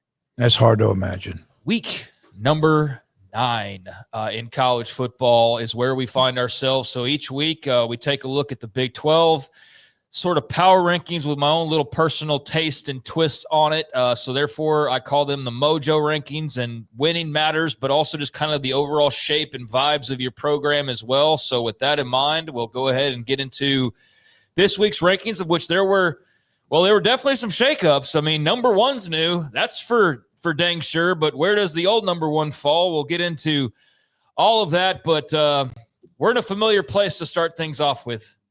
Once again, boys, at number 16, Oklahoma State. They have Wet Blank is not liking the chuckle. I know. I don't like picking on teams. He knows why you're chuckling. Yeah, and I'm not picking on them. Obviously, it's just it is what it is. I did not. Andrew's actually the quietest one here and probably the most vicious because he's the one that added that emoji, not me. But he did. Yeah. Last week we got to stop that. We got to get him. We got to turn him back towards good because he's being a little vicious. Here's the deal. I kind of like confident Andrew, so I want to see where it goes. Yeah, first. but I don't want him like the next time to just like a middle finger emoji. Like that's what we're careening towards at this point, and I don't feel that way about Oklahoma State. But when you're 16 and you lose by 32, right? Well, have you seen the spread for this week? Yeah, it's like. It's 38 plus points. No, in college, that's a. Did y'all know that? I knew it was 30 plus. I didn't know what the total was. It's 38.5 points. Texas Tech is favored by in Lubbock over Oklahoma State this weekend. So I don't think there's much of an explanation that needs to be said here. Oklahoma State's at number 16, got beat badly, and now are maybe going to take the worst beating they have the entire year this weekend in Lubbock. At number 15, West Virginia. West Virginia clearly on a bit of a slide right now and got eventually demolished by UCF. UCF 45-13. I mean, a game where you felt like you could be competitive and maybe even close enough to where you could go squeeze out a win, but that was not in the cards for the Mountaineers. And there's just a lot wrong right now with the roster. I know that there's a push almost by the part of the media now to kind of have to keep the fans like based in reality of like, what were you guys expecting in year number 1? Like, I know we all got excited about Rich Rod being back, but like you can't jump off board 7 games into the first season that he's back. Like you've got to give this thing some time, but there are fans that are not happy. And it's not that they're losing necessarily. It's that you got beat 45-13 by UCF last week, right? I mean, it's one thing to lose. It's another thing in how you lose and who you lose to. And it's not even a disrespectful thing to UCF, but West Virginia should not be getting beat by UCF 45-13 ever. And I certainly wouldn't feel that way as a West Virginia fan. So they are down in the dumps with Oklahoma State right now. And then Colorado at 14, Arizona at 13. This as much about other teams moving forward. And I'll just kind of my grip on where I kind of feel like that teams are right now. But yeah, Colorado down a spot to number 14. They didn't play last week. And then Arizona down a spot after the loss to Houston that they made an attempt to make. Well, I guess Garrett made look a lot better by the end of it, you would say. Looked like Houston. Yeah, Arizona made those 2 touchdowns at the end. It's kind of pat the stats, make it look, but kind of like Baylor did when they came back. It just looks better than what it really was. So Houston really controlled a large portion of that game. Arizona put a little lipstick on it there towards the end. I think Arizona can be a good team, but you got to also have results and proof and all of that. And they're just kind of there for me right now. I'm a little higher on Dion and what they can do. But again, you've got to show it, and they're 1-3 in the Big 12 right now, so they've kind of dug themselves a little bit of a hole. So there's the first 4. Yeah, I don't think you can change anything about that. I'm higher on Dion. I like what Arizona I like that they've built a little bit of consistency that they can win some games, but I don't watch them going like, watch out, America. Here come the Wildcats. I just don't. So. They're all right. I mean, Brent Brennan's solidified himself. Like he's not on the hot seat. Like that was a concern if they had maybe slipped back down that they were going to think. We'll see how the next few weeks go, but I think at least for right now, he's cooled things down. He's cooled things down, and it looks like he can manage expectations there. And we'll see. Like Colorado, and this is a different topic for a different day. I'm starting to get concerned about the longevity of Deion Sanders, not at Colorado just in general or just in coaching in general, because he's had so many health problems. Like, when does it catch up to him that he decides that he's not going to do it? I know he does this sometimes where he hasn't shaved, so it's not like we've never seen it before, but he popped up the other day with his full grape or white beard, and it was just like, man, Deion looks old. I mean, when you have a big white beard, you look older naturally, but I have the same concerns about him. It's not even like a job performance thing. It's like dude, is your body going to allow you to keep coaching for the long haul? I mean, you seem like you are in atrocious pain and constantly having to deal with things. Well, he is.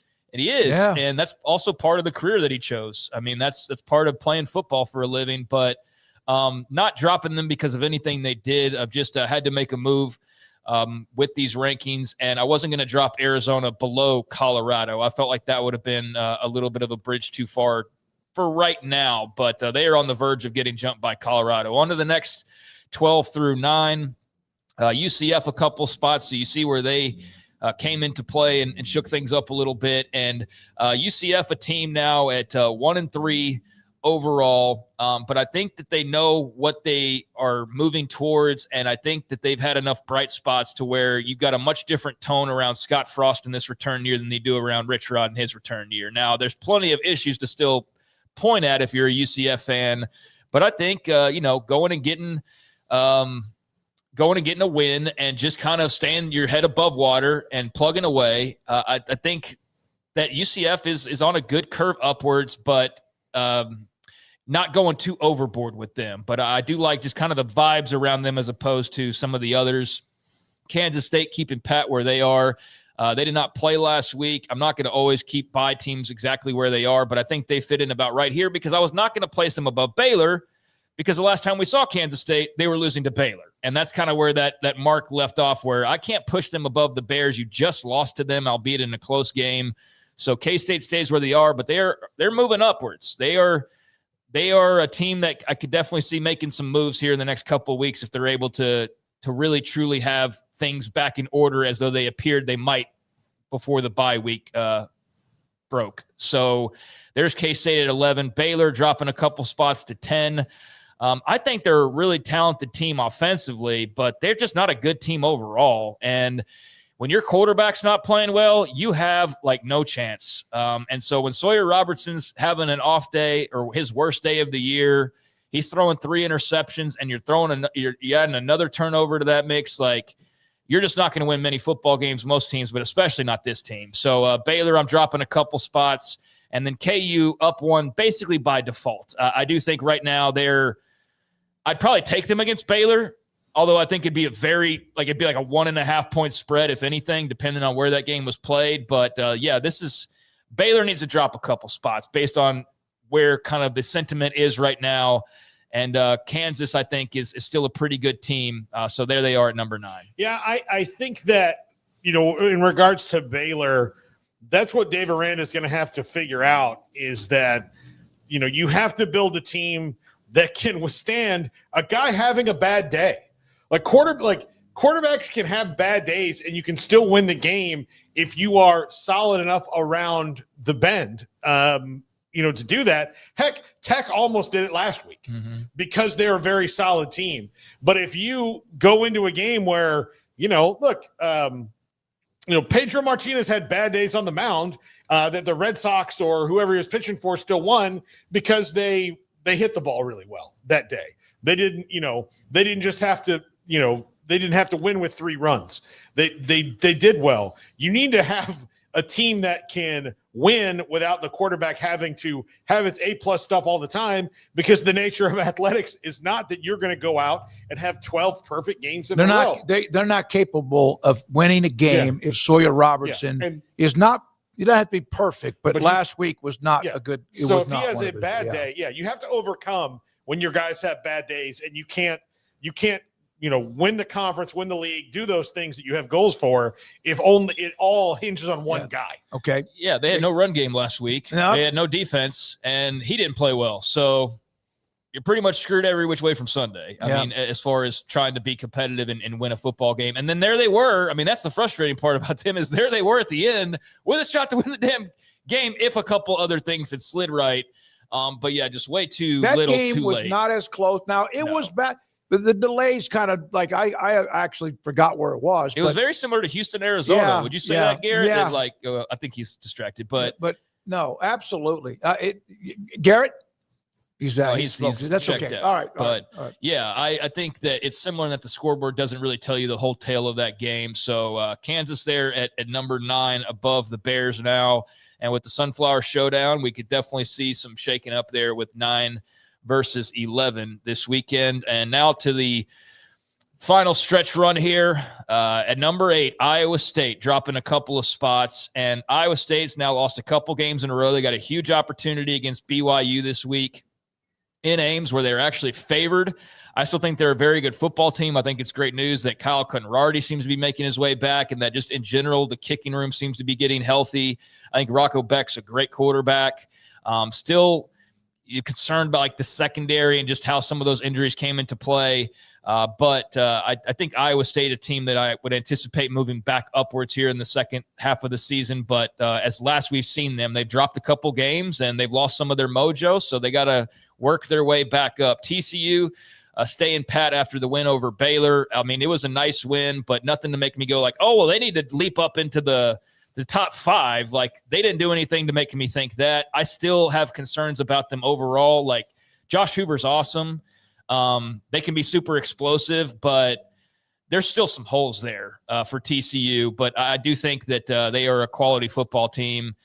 I just don't think they're quite like Big 12 contender championship type material, if that makes sense. Utah drops to number 6 here. And I know if we were doing power rankings, like pure power rankings, I'm sure there are some out there where Utah's like number 3 or number 4, and they probably didn't fall that far, but you gotta make them take a little bit of a hit now with their second loss, and albeit to a very good team and albeit on the road.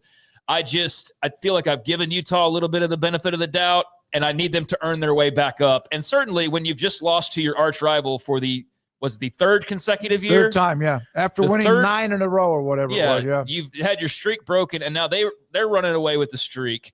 And the thing is, BYU won that game pretty convincingly. I mean, there wasn't any like, oh my God, I can't, like last year. You can go, well, there was kind of a iffy call that was made there. Like BYU, by the end of it, I said, yeah, they're the better team. They're the better team. I think Utah's very good, but I think BYU's better.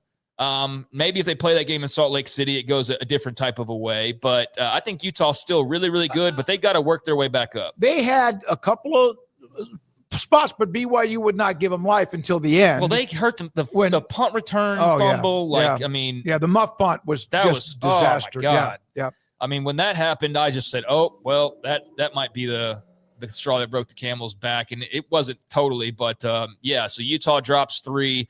And Houston, I mean, again, if you're doing power rankings, I think some people would probably have Utah above Houston. If you were taking them on a neutral field, I think probably the spread would favor Utah. Did I just say favor Houston? I meant favor Utah. But Houston's 6-1, guys. Oh, I know. And I know it's not against the greatest teams in the league, but 6-1, and being bowl eligible at this point, 7 games in, is a huge accomplishment for Willie Fritz in year 2. So they've got Mojo, which is what these rankings are, and the wins, and so they're up to number 5 based on Utah losing again.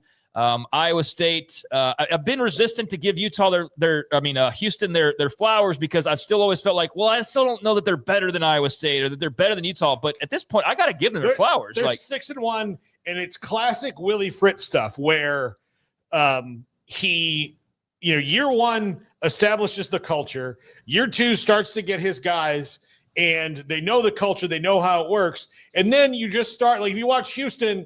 In every game against Texas Tech, there's not a lot of nonsense. Like Texas Tech was just more talented and better. Yeah. They're focused. They're fundamentally good at most of the things. They're not spectacular, but they're fundamentally good at most things. They don't make a lot of mistakes. They go that way on offense, and they don't give up much on defense. It's kind of, I'm not trying to compare it to this, but we know a coach that's in Lincoln that first year you just take a beating. Second year you tighten it up a little bit. Third year you're pretty good. Yeah, and that's been his deal too. They probably have a couple more L's on the schedule, but they're just like, you're not going to blow them out. You're just not, because they're too good at the little things to let you do that. Yep. Now, I've moved them up just in time to go to Arizona State, so we will see how long they last here. But I'm giving them their love, and they can go out and get a bunch more this weekend with a win against the Sun Devils. But I mean, you beat Arizona better than the score indicated. You crushed Oklahoma State the way you should have. You got beat up by Texas Tech like most teams will, but they're 6-1. And so some big test out there with Arizona State this weekend. But dude, you look at the rest of their schedule. Would you take them against West Virginia? Yep. I would. Would you take them at UCF? I feel like you could take them there and feel great. Now, TCU at home, crazier things have happened. Baylor on the road. We saw Houston win against Baylor in Waco like 3 years ago. So I know it sounds a little crazy. I'm not anticipating them winning this weekend, but they've got good vibes and good mojo right now.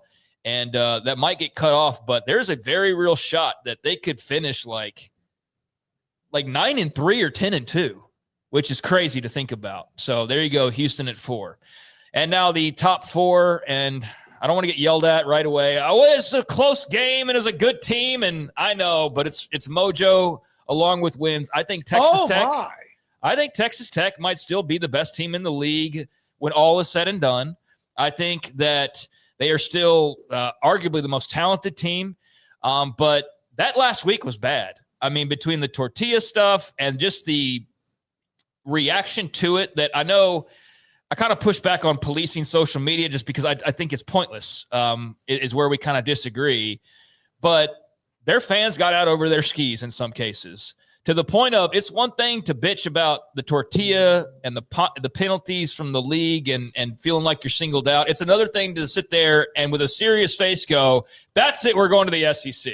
As though you've reeled off 15 national championships in your history or something. That's kind of part of my I was tired of it. Yeah. Yes, and I totally get where you're coming from that standpoint. I just don't think that, hey, stop doing that. That guy's already contacted me, and he said he's going to write an apology. No, he's not. But this is about Mojo between the tortillas and the loss and just kind of the vibes coming out of that one. Tech can recover very quickly, and I'm assuming that they will. And this weekend they're going to beat up Oklahoma State.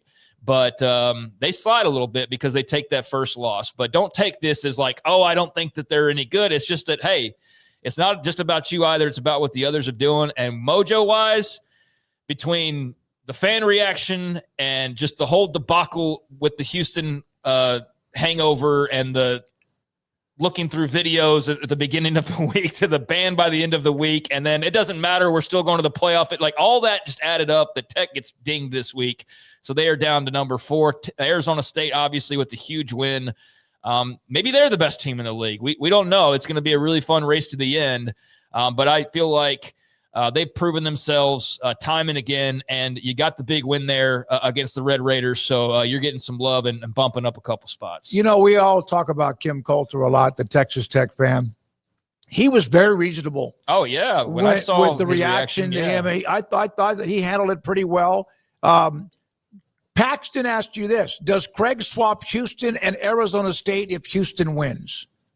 Oh, yeah. If Houston At 3 and 5, they have to be in the top four. Yeah. No, if Houston beats Arizona State, buddy, they're in the top 3, I think. I mean, they'd be 7-1 with their biggest game out of the way, by far their most difficult on the schedule. And I just ran down their schedule like, there's very realistic, even with the loss this weekend, they're going to finish like 9-3.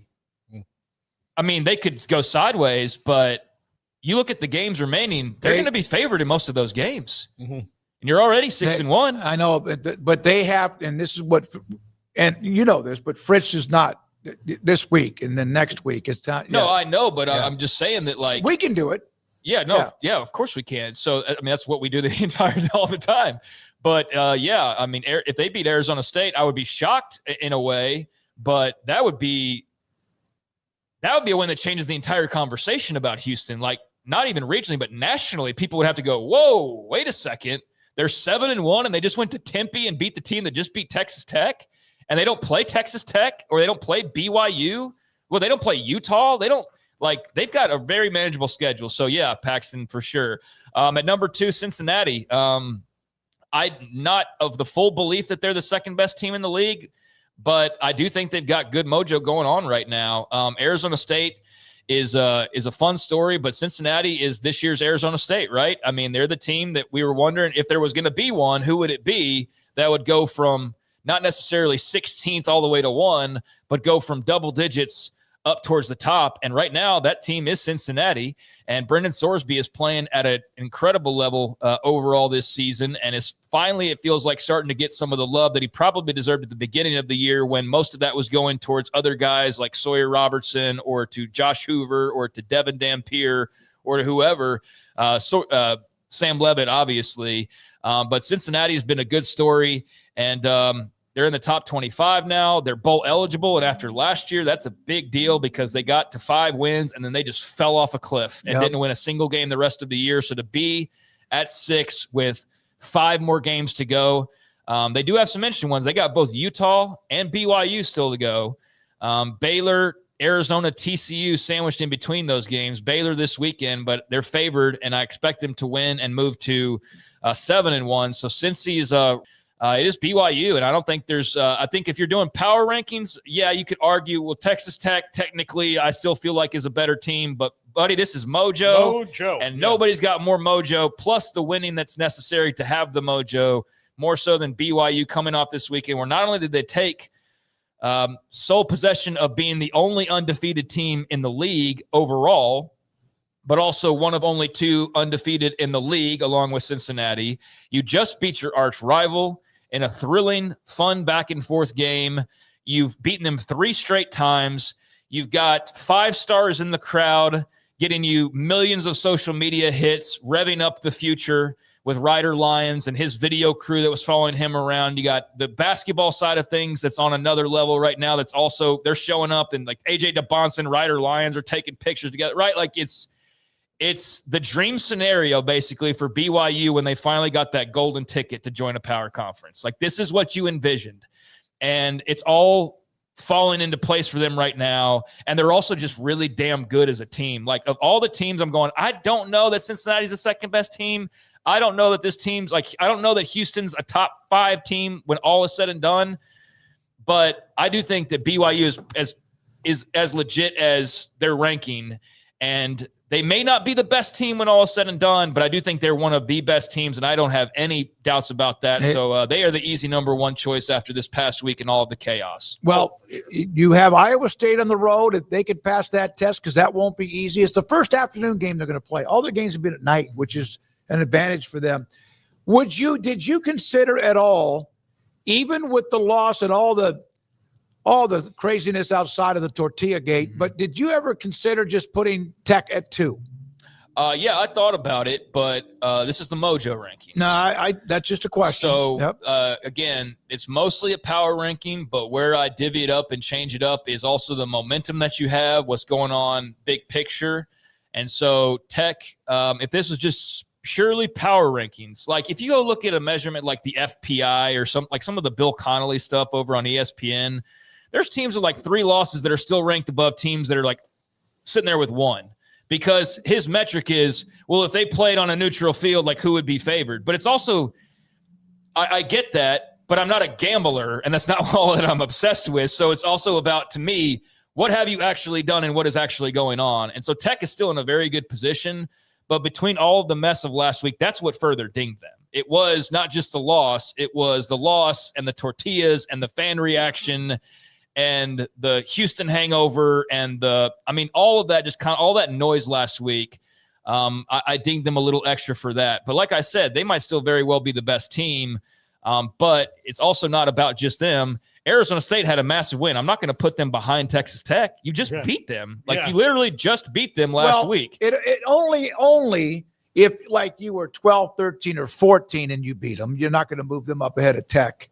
They moved up 2 spots. They were right there. Yeah, they were right in the middle. And then Cincinnati, I don't think they're better than Tech. I'll say that right now. I don't think Cincinnati's better than Texas Tech, but they are coming off of another win, and they've won 6 straight games. And their quarterback's starting to get a lot of love nationally, and they're bowl eligible, and I think they're feeling great. So their Mojo, in comparison to Tech's, power ranking-wise, yeah, you're probably still taking Tech over everybody not named BYU, but as far as taking that and then adding on all the other stuff, yeah, Tech's dropping lower than 2. Okay. So hopefully that explains it. All right. Again, the Mojo rankings come out on Wednesday, top 16.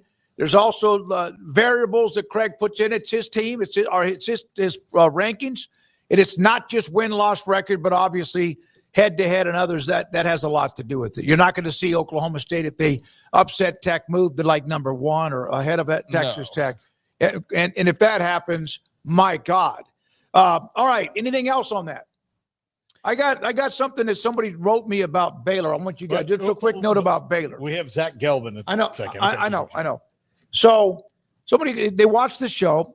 I thought the comments about the future of Dave Aranda were interesting. I hadn't really thought about the perspective of competing in this year's coaching market. I think one of you said that if you want to get a coach right now in this market, man, there's a lot of moving parts. But if you pick a guy like even the coach, John Summerall, Paul, you love him from Tulane, would that not be a perfect fit? Don't go compete with the bigger names.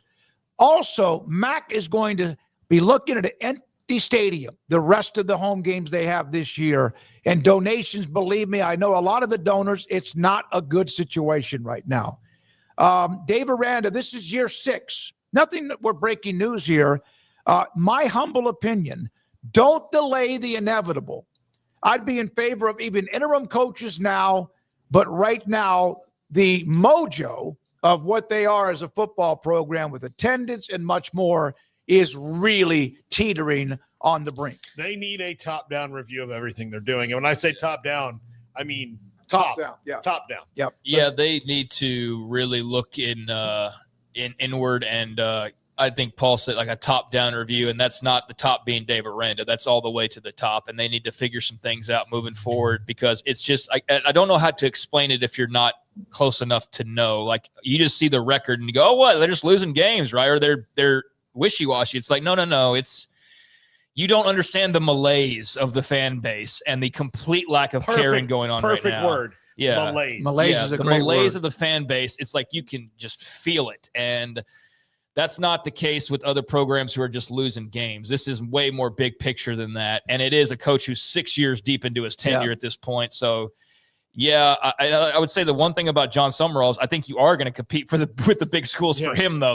You're not just going to go grab him. No, that's true. I'll tell you this. If Kentucky opens up at any point, they're calling him before they call anybody else because he's one of theirs. And you should go ahead and might as well put them, if they don't open up now, on the 2026 list. That's going to also have like Oklahoma and Clemson and whoever else that's LSU. Mark Stoops is lucky he's got a job right now after the way he just killed himself in overtime with what they did against Texas. All right, and not to mention they're not playing well, even though they took them to the wire.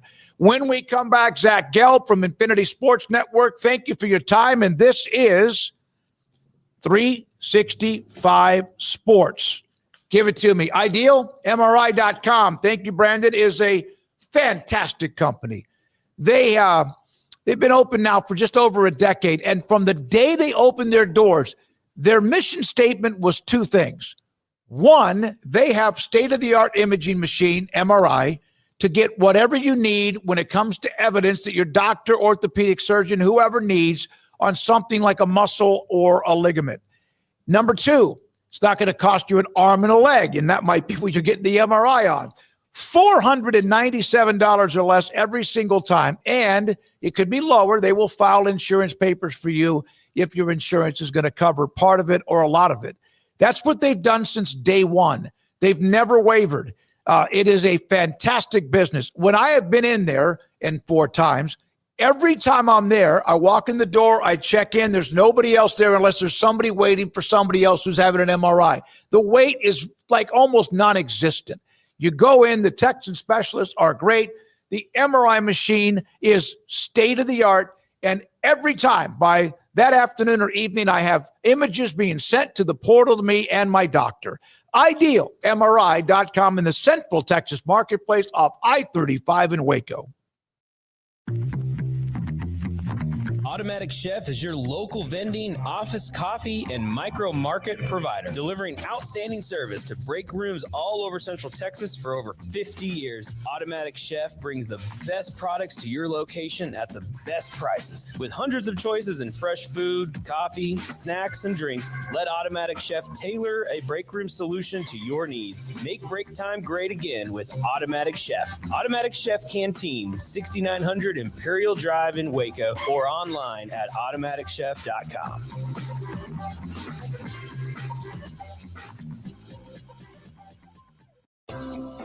Ideal MRI is a small family business right here in Central Texas. We're open to support you while lowering the cost of healthcare bills. When you need an MRI, ask your doctor for an Ideal MRI. Visit us at idealmri.com or call us at 833-IDEAL-MRI. Baylor Scott & White Southwest Sports Medicine and Orthopedics, the team physicians for Baylor Athletics, diagnosing and treating all sports-related injuries, including concussions. These specialists also provide orthopedic services for athletes and non-athletes alike, whether it's knee or shoulder pain, a wrist injury, orthopedic spine care, and even an arthritis and total joint clinic. Trust the doctors Baylor Athletics trust. Baylor Scott & White Southwest Sports Medicine and Orthopedics wants to get you back in the game.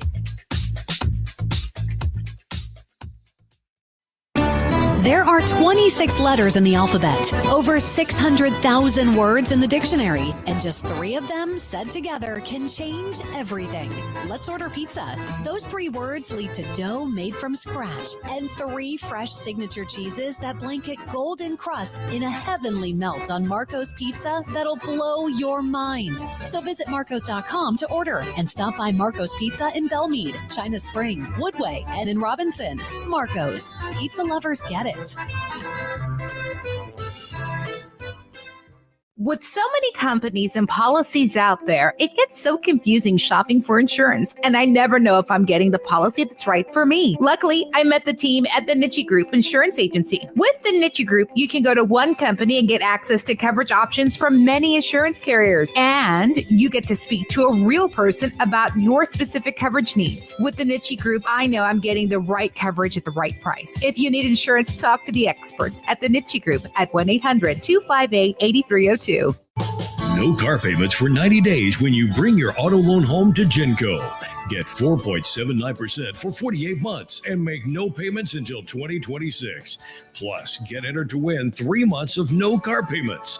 Bring your auto loan home to Genco. Lower your interest rate, save money, and no payments until 2026. Special is subject to credit approval and membership eligibility. Visit GencoFCU.org. Member NCUA. Genco. Want to send a message to the show? Jump in the Rudy's Country Store and Barbecue chat room.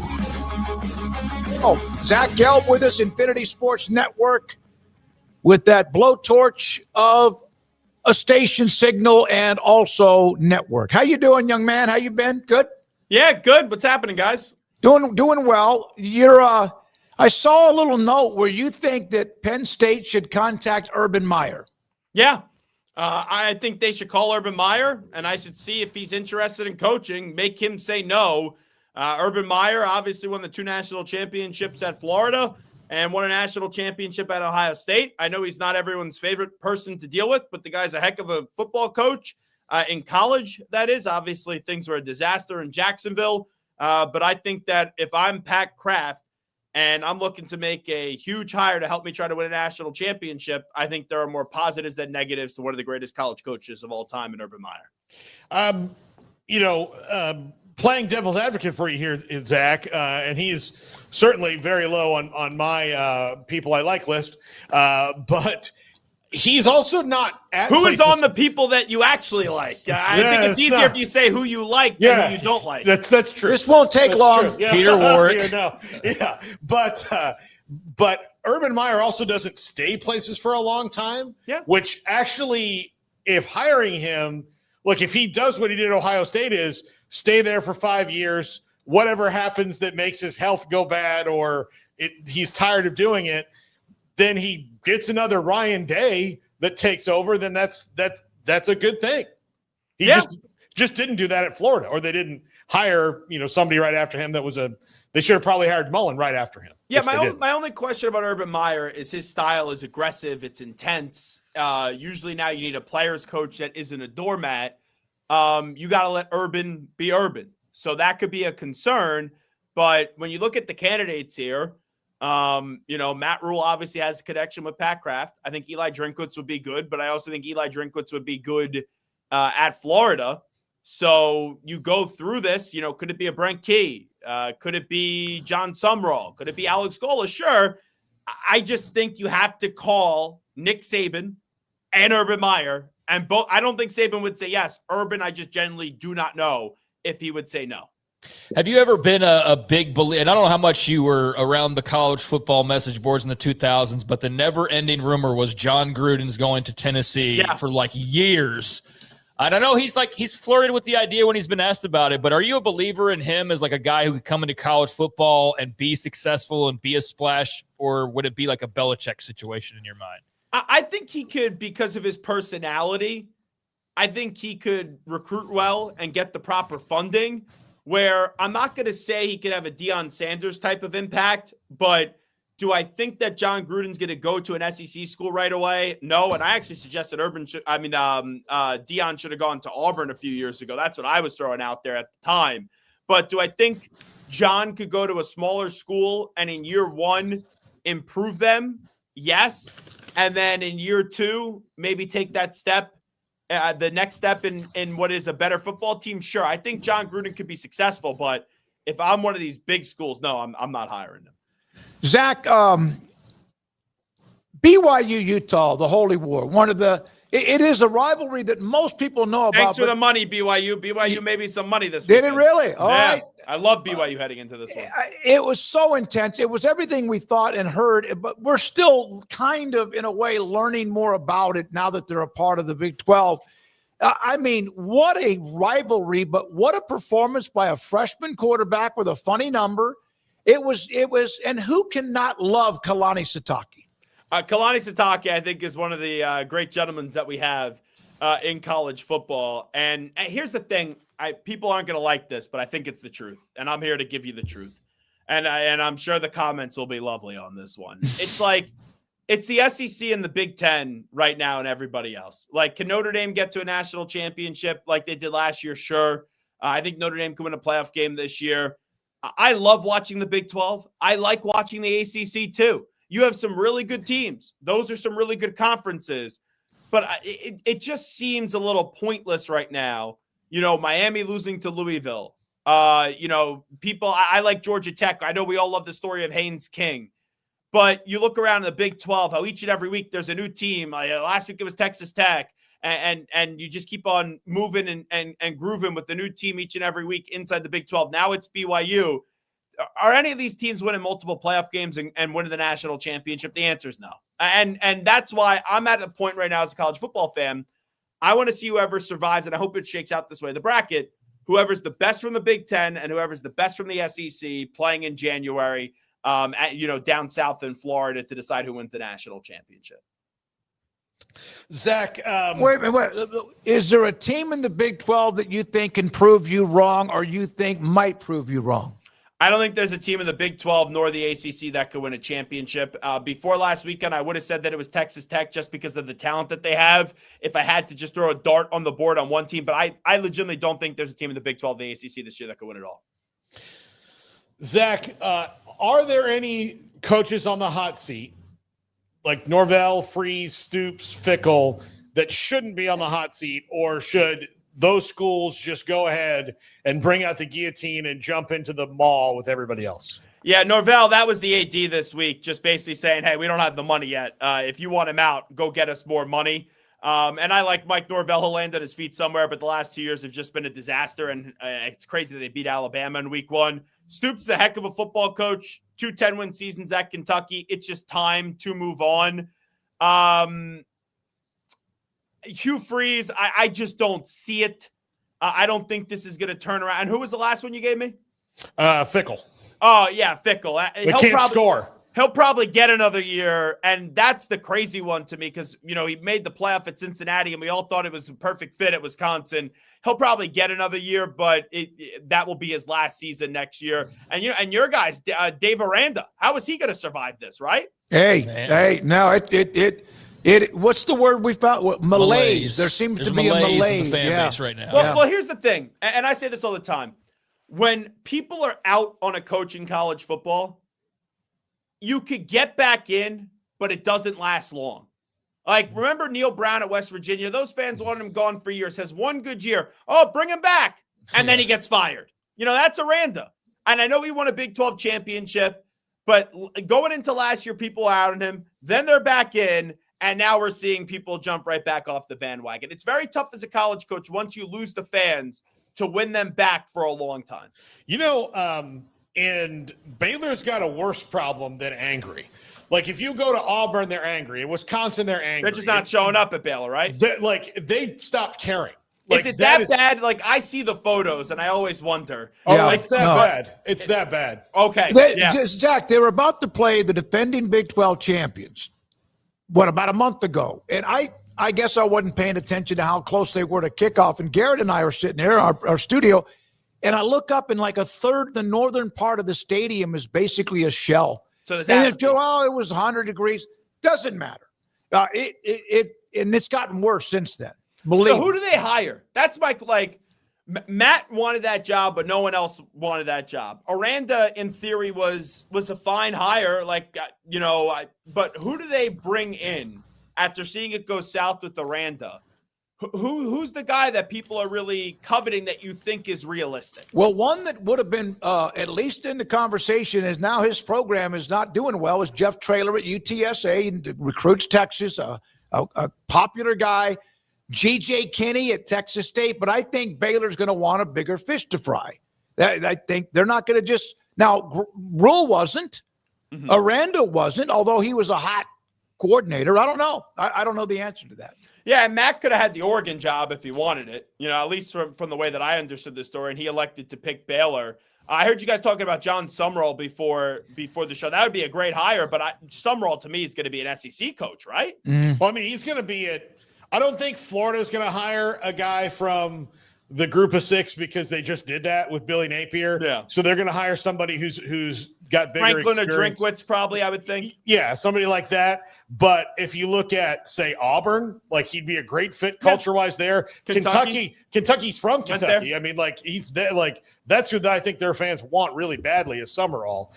So that's why I would think that maybe a Big 12 school going after him, it's just not going to do it. I wonder – I wonder now. This guy may just be smart and stay put for a little bit and wait then to get the big job. If he doesn't get it this cycle, Alex Gold should be a solid hire for Baylor. Yeah. Alex Golis would be a great hire. I think a good hire for a lot of places. But I think so. Yeah, absolutely. I mean, if he wants to drive 4 hours in this way, then that would be a good one too. I'll just say.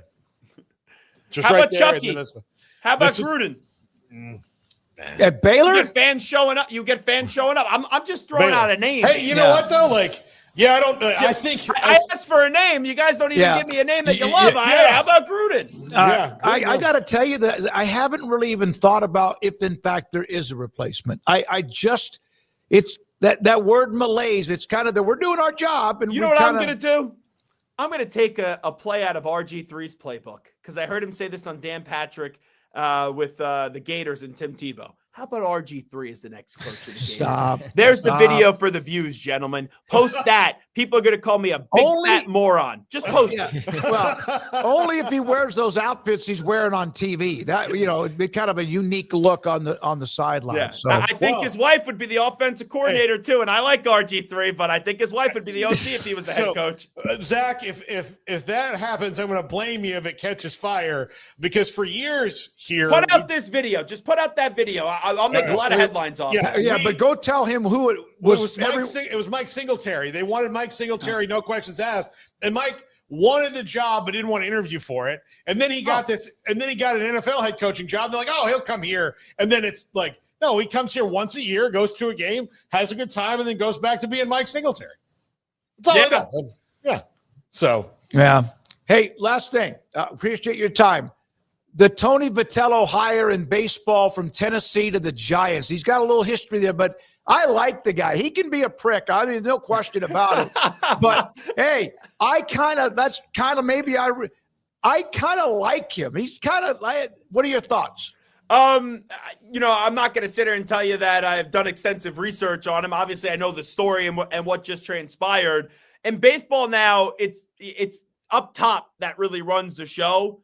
So the manager, I think, can you really follow the analytics that are being sent to you from upstairs? And how do you keep the group together with the synergy in the locker room? So, like, it's weird. Now managers get hired, and I go, I'm not going to really criticize them because what do they really do?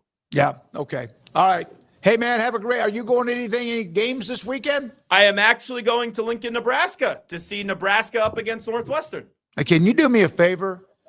Yeah. Slap the hell out of Matt Forrest right now. I mean, that stuff last week, and then to show up and just poop their diapers. And that's what they were, diapers, the way they played against Minnesota. I am going to have a big fat steak, and I'm going to have a runza, and I am going to enjoy myself. I do not want to get arrested, so I'm not going to slap anyone. Okay. All right. Thank you, man. Appreciate it. I know you were disappointed. Just shake him a little bit. No, don't. Honestly, I may smack Smokey through the screen if he makes me wait 20 minutes next week before I come on this show. Oh, my. See ya. Later, guys. Be well. Thank you, Zach. Yeah. Zach Gelb, Infinity Sports Network. Yeah, appreciate his time. Do you realize, we talked about this earlier. It's always fun talking to Zach, by the way. But we've got this lengthy list of 11 coaching jobs that are already open, a couple of them carried over from the offseason. And I referenced just a little while ago the list that's already growing for next year. But do y'all understand that if things were to stay pat, which I know they're not, but we're talking about Florida State and LSU and Clemson. Yes. And Oklahoma. I know Oklahoma's not quite in that group yet, but I don't think they're far off from that. How do you does Mateer come back? Yes, he's going to. I'm not reporting that, but I think that's the clear choice. Yeah. Yes. So Mateer's back, so that's good news for Brent Venables. Sure. But how does he build that roster further out, and how do they take the next step forward? Yeah. And if they hit a dud in a second year of Mateer, then that's really going to. But yeah, Oklahoma's certainly maybe further down, but there are. But they're not far off. They're maybe a year away from being on the list. That's in the on-deck circle, but that on-deck circle is already FSU and LSU and teams like that, and we've already got Florida and freaking Penn State, and I mean, this is crazy. This is crazy. Yeah, it's just October 22nd. Yeah, I think there's a chance Cal might open up. As well. I think that's further down the list. JKS would suddenly he has not been as okay. So part of my early season love for him was just he throws such a pretty ball and he's very accurate in the moments that I was watching him. Now they haven't been very good as a team here of late.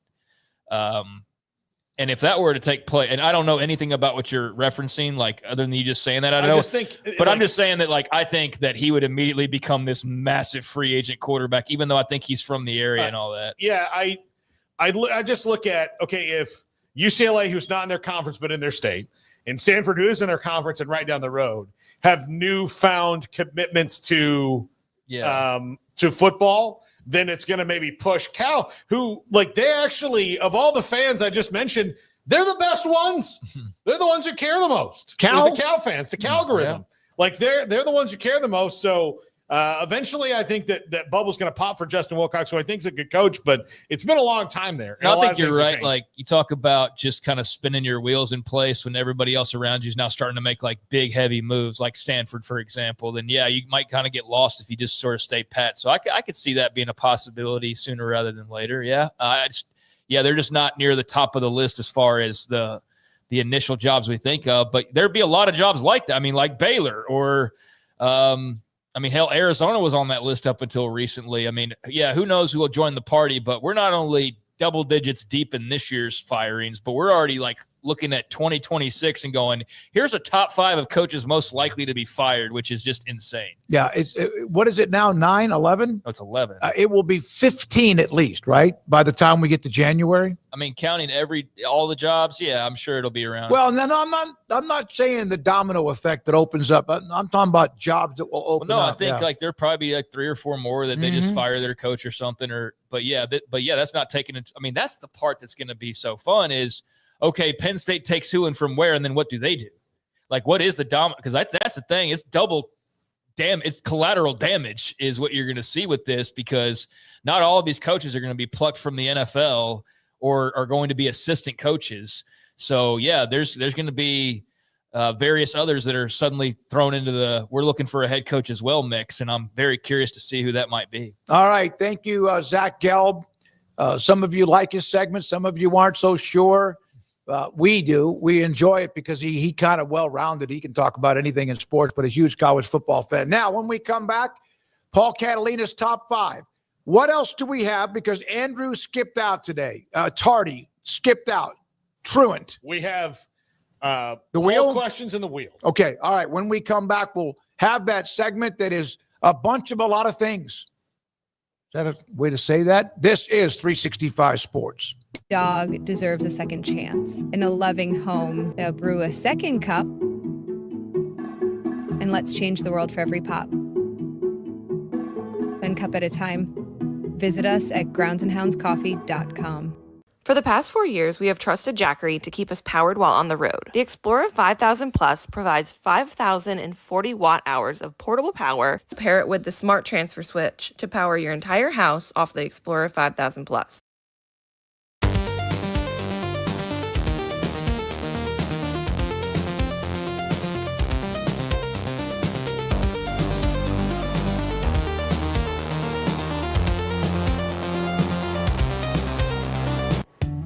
When you view the glass half full, the little things become magical.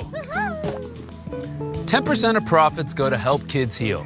So choose optimism and make the magic real. Visit lifeisgood.com.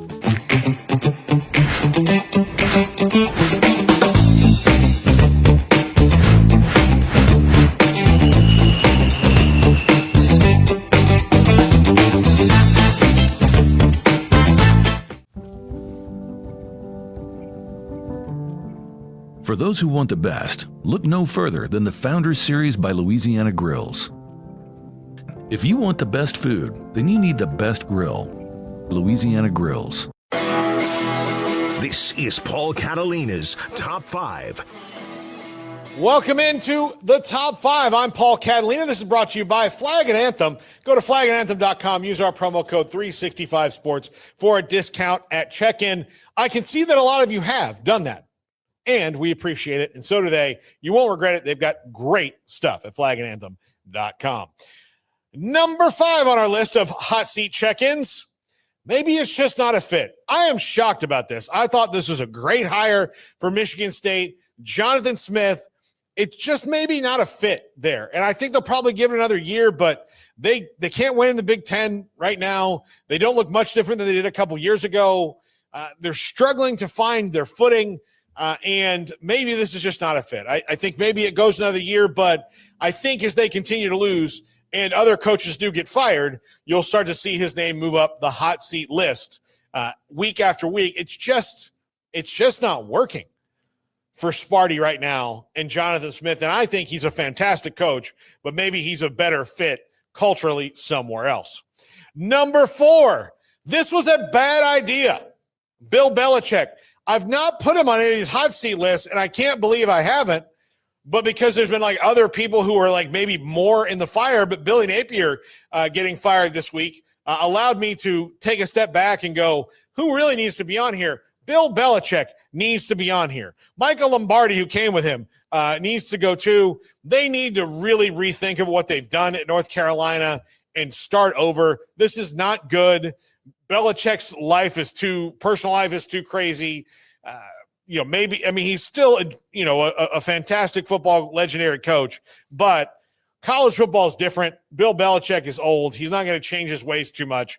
And they've approached this with such arrogance that it's just not going to work. When you take a new job, when you do anything, you need to take it with confidence and humility. They have not done this in any kind of humble fashion. This is, we know more than everybody else. We've been doing it. We've got 6 Super Bowls, blah, blah, blah, blah, blah. Well, no, it's different. And in the words of the great poet Kendrick Lamar, sit down, be humble. Number 3, what is a touchdown? Luke Fickell hasn't seen one in 2 weeks. Back-to-back shutouts, Iowa and Ohio State. This hire has not worked for whatever reason. Now, Wisconsin sent out the bat signal of like, hey, if you give us more money, maybe we can make it work.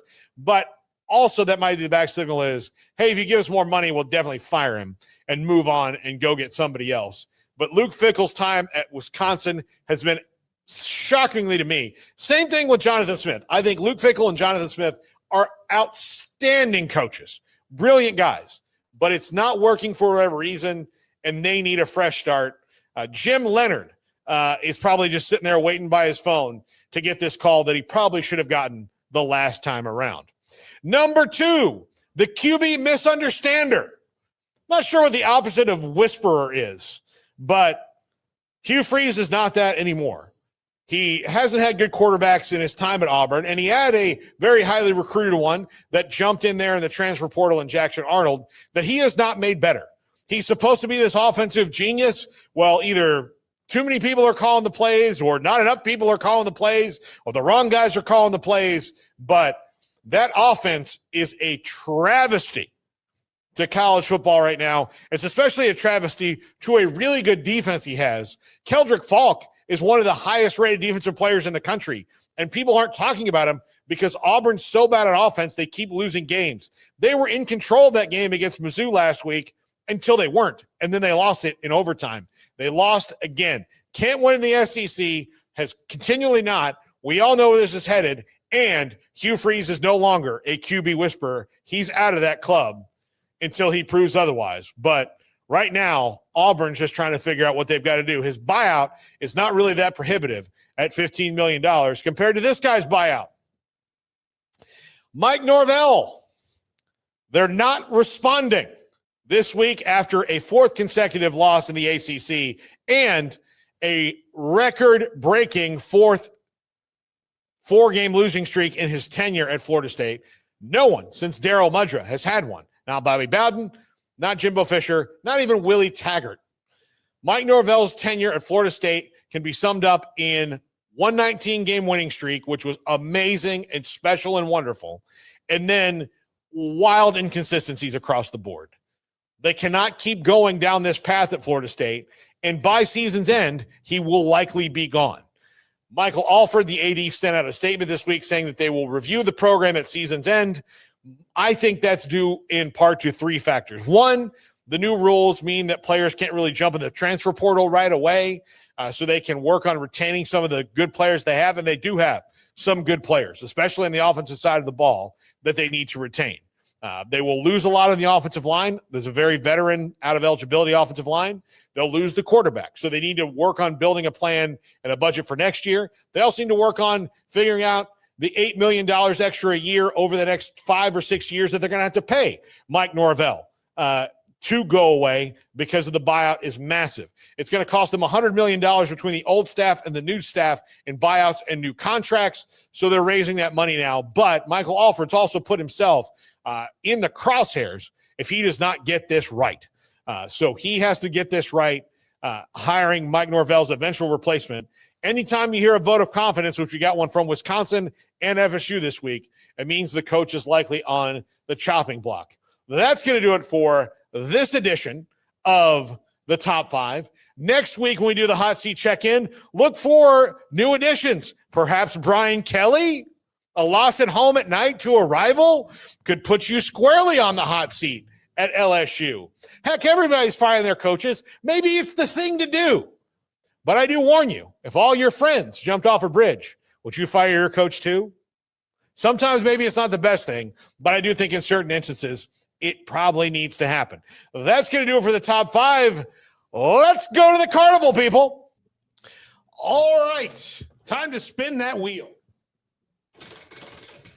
An array of topics prepared by Andrew Valade, of which we have not really looked at this wheel. It just kind of sits here, and then we wait for it to spin and go back. All right, it is on which college football tradition makes the least amount of sense? Tortilla throwing in Lubbock. Oh, my God. So I cannot pass that up. I'm sorry. Which college tradition? I mean, that's one of to me, that's one of what makes college football what it is, are the traditions. So, I mean, some might be silly and you may not like them, but I can't think of one. But Craig, that's gone now. So no, that actually, but it actually does make sense. So I was clearly joking there. It's not like that came out of complete nowhere. But a college football tradition that doesn't make sense, that's the question. I don't really know one because I don't think anything doesn't really make sense in college sports to, I think, the point you're trying to make there. I don't want to say, like, this is one that's always confused me. And it's maybe just because there aren't songs about alligators, but the Florida band will play the Jaws theme while they do the gator chomp. And Jaws was a shark, and not an alligator. A shark's a fish, an alligator's a reptile. It just confuses me. Like, I understand it. Like, I need someone to explain it to me like I'm 5. Just ominous aquatic animal, I guess is what. Yeah, I guess like it's just very general. But there's not, like, there are songs about alligators, but none that are as ominous as the Jaws theme. Mostly. What are you talking about? So you weren't listening. That's fine. The Florida band plays the Jaws theme. Oh God, it had to be Florida or Miami. Go ahead. Well, I didn't. That's why you didn't listen to any of the first part of what I said, so you could just make your little comment. But that's fine. They play the Jaws theme while they do the gator chomp. Jaws was, in fact, a shark, which is a fish, and that's why I'm confused about it. So it doesn't make sense to me. I'm not saying they shouldn't do it. I just don't understand. That makes sense what you're saying. Yeah, I don't understand. I'm not trying to hate on them, but if you want to ask me one that it's never made sense to me, it's that one because maybe I'm being too literal about it. No, it's a chomp. You're right. Yeah, but we're definitely going on too long about it at this point. Yeah. I get where you're coming from. Yeah, maybe I'm being too literal. I remember we had somebody working here at a time, and he sent me a video that he'd done, and it was throughout it he had the Curb Your Enthusiasm theme, and I was like, I don't understand why the Curb theme is on this. And he's like, what do you mean? I'm like, well, you didn't do anything Larry David like. It wasn't very Curb. I mean, I'm a diehard fan of that show, and he's like, well, that song means something different to my generation than to yours. And I was like, well, you can't just say that. Like, no, that song means Curb Your Enthusiasm. That's what that means. Like, you can't just be like, oh, well, Gilligan's Island's a completely different thing to us. Like, no, you can't. But maybe I'm just too literal about those kind of things. Yeah, I don't know of much traditions that like that. I mean, like I said, I like them. I like college football filled with them. There's probably one I could get annoyed with. That didn't even make any noise today when you spun it. It did. Okay. I have my hearing aids in. Oh, who's your favorite to win the World Series? Dodgers, 2/3 of the vote. Yeah, it's just going to be so hard to beat the Blue Jays. You remember when everybody in Toronto, the Dodgers, to beat the Dodgers. You remember when everybody thought that Ohtani was going to be a Blue Jay for like an hour? Yeah, it was very brief. Yeah. Like, oh no, like poor Bob Nightingale got a bad source for it and just blasted it all over the place. And it was like, no, he's not going there. 67%. And, there was a time when they were kind of struggling to win the division when they went into a stretch, but give me the Dodgers. I think this is an easy call, although I hope that the Blue Jays make it an interesting series. I'll be tuned in. I've seen so much Dodgers baseball that I just know that Ohtani will hit 15 home runs in this series and probably throw a couple close no-hitters. And I'm elaborating or going a little heavy on the hyperbole, but not really by that much because that dude's the greatest baseball player I've seen during my lifetime. Mm-hmm. And I know we all kind of acknowledge that now. I'm sure there's some old timers who still stick to, Babe Ruth and blah, blah, blah. And I totally respect that. But he's not just a pitcher and a hitter. He's an elite overall baseball player who is elite at hitting and also at pitching at times. Well, that game he had the other day, maybe as good you have certain postseason games like Reggie hit 3 home runs in a game or whatever. Jackson. This is more than stupid. This is more than like, he's a dual threat like Deion Sanders. It's like, no. This is like if Deion was an all-pro receiver and an all-pro corner. Yeah. Like this is not, he's an all-pro corner and he's and occasionally a return man and a receiver. It's like, no, this dude's like the best at both of these things simultaneously. Now, pitching, he's not the best, but he's still very, very good. Because like Paul Skeens is a guy you would take straight up pitching. But if your pitching matchup is Ohtani versus Paul Skeens, he's not overmatched. No, absolutely not. Absolutely not. So that's what's crazy about it. And or Scooble or somebody like that. Yeah. So I think about and I'm sure there was a kid in everybody's little league that he was a pitcher, like when you're 12, 13 years old, he was a pitcher and a hitter, and he always hit home runs and doubles, and he stole bases. Usually played shortstop. Yeah, and he played shortstop or whatever, and he was just a phenom. And then by the time he was 19 years old, he was already smoking weed, and his life was kind of like peaked at 12. Yeah. But Ohtani's that guy whose life has not peaked yet. No. Like he just kept being able to do it. What surprised me about him, he's big. That's a big athlete. That's just not a tall, lanky guy with speed. He is a dude now. He is a big man. And I remember the people who, when he came over the Angels, were like, well, we'll see how he does against Major League pitching and hitting. You're like, yeah, he swallows it whole. Yeah, he has no issues whatsoever. Yeah. No issues at all. So, I'm going Dodgers over the Blue Jays. I tell you what, I can't believe, man, that Seattle's never been to a World Series. I understand that, but that was so close for them. And then Toronto it's 30 years ago, 30 plus years ago. Should universities rethink massive guaranteed college football contracts? Yes. I don't know how they do it. Coaches or players? Coaches. Okay. Yeah, I think it's coaches because. But then you won't. Everyone else, you just won't get somebody. Everyone else is going to do that. Yeah, but and again, I don't know how they do it. I don't know how they walk it back, other than creating. You find that one guy who's going to take a crazy incentive-laden deal to do it. But it's. At this point, it's out of the coach's hands. The agents are running the show, so they're not going to go backwards. That's not happening when they get their cut of the money. So the bar keeps getting raised, and I do think that ultimately the real answer is it's the cost of competing, because I don't think that you can restructure contracts now at this stage. I don't think anybody's going to be up for that, and so you won't have the opportunity to really do that. So I think that the cost of competing is the actual only legit answer, because the other one's not going to happen. Yeah. But that is what should happen. Like, what would be best for the sport would probably be best if these schools didn't waste $90 million in firing fees, basically, is what that boils down to,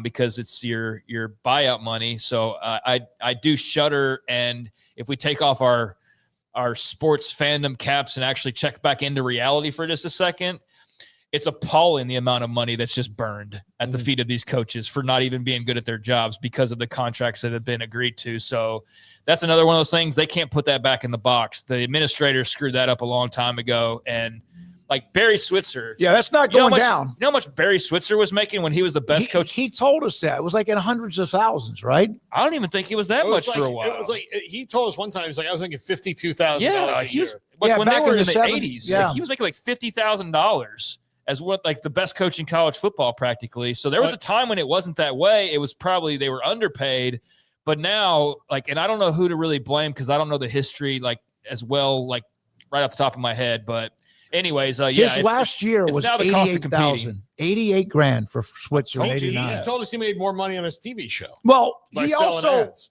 had bags of cash that he was giving recruits that he might have been putting in the bank too. It's still that, but the coaches like the way they kind of like pretended the coaches' salaries didn't exist was, well, this is what the college athletics model is. The coach makes $52,000 a year and the players don't get paid. Yeah. But then like when you say, well, you don't have money to pay the players, you're like, oh, we're paying the defensive coordinator $2 million.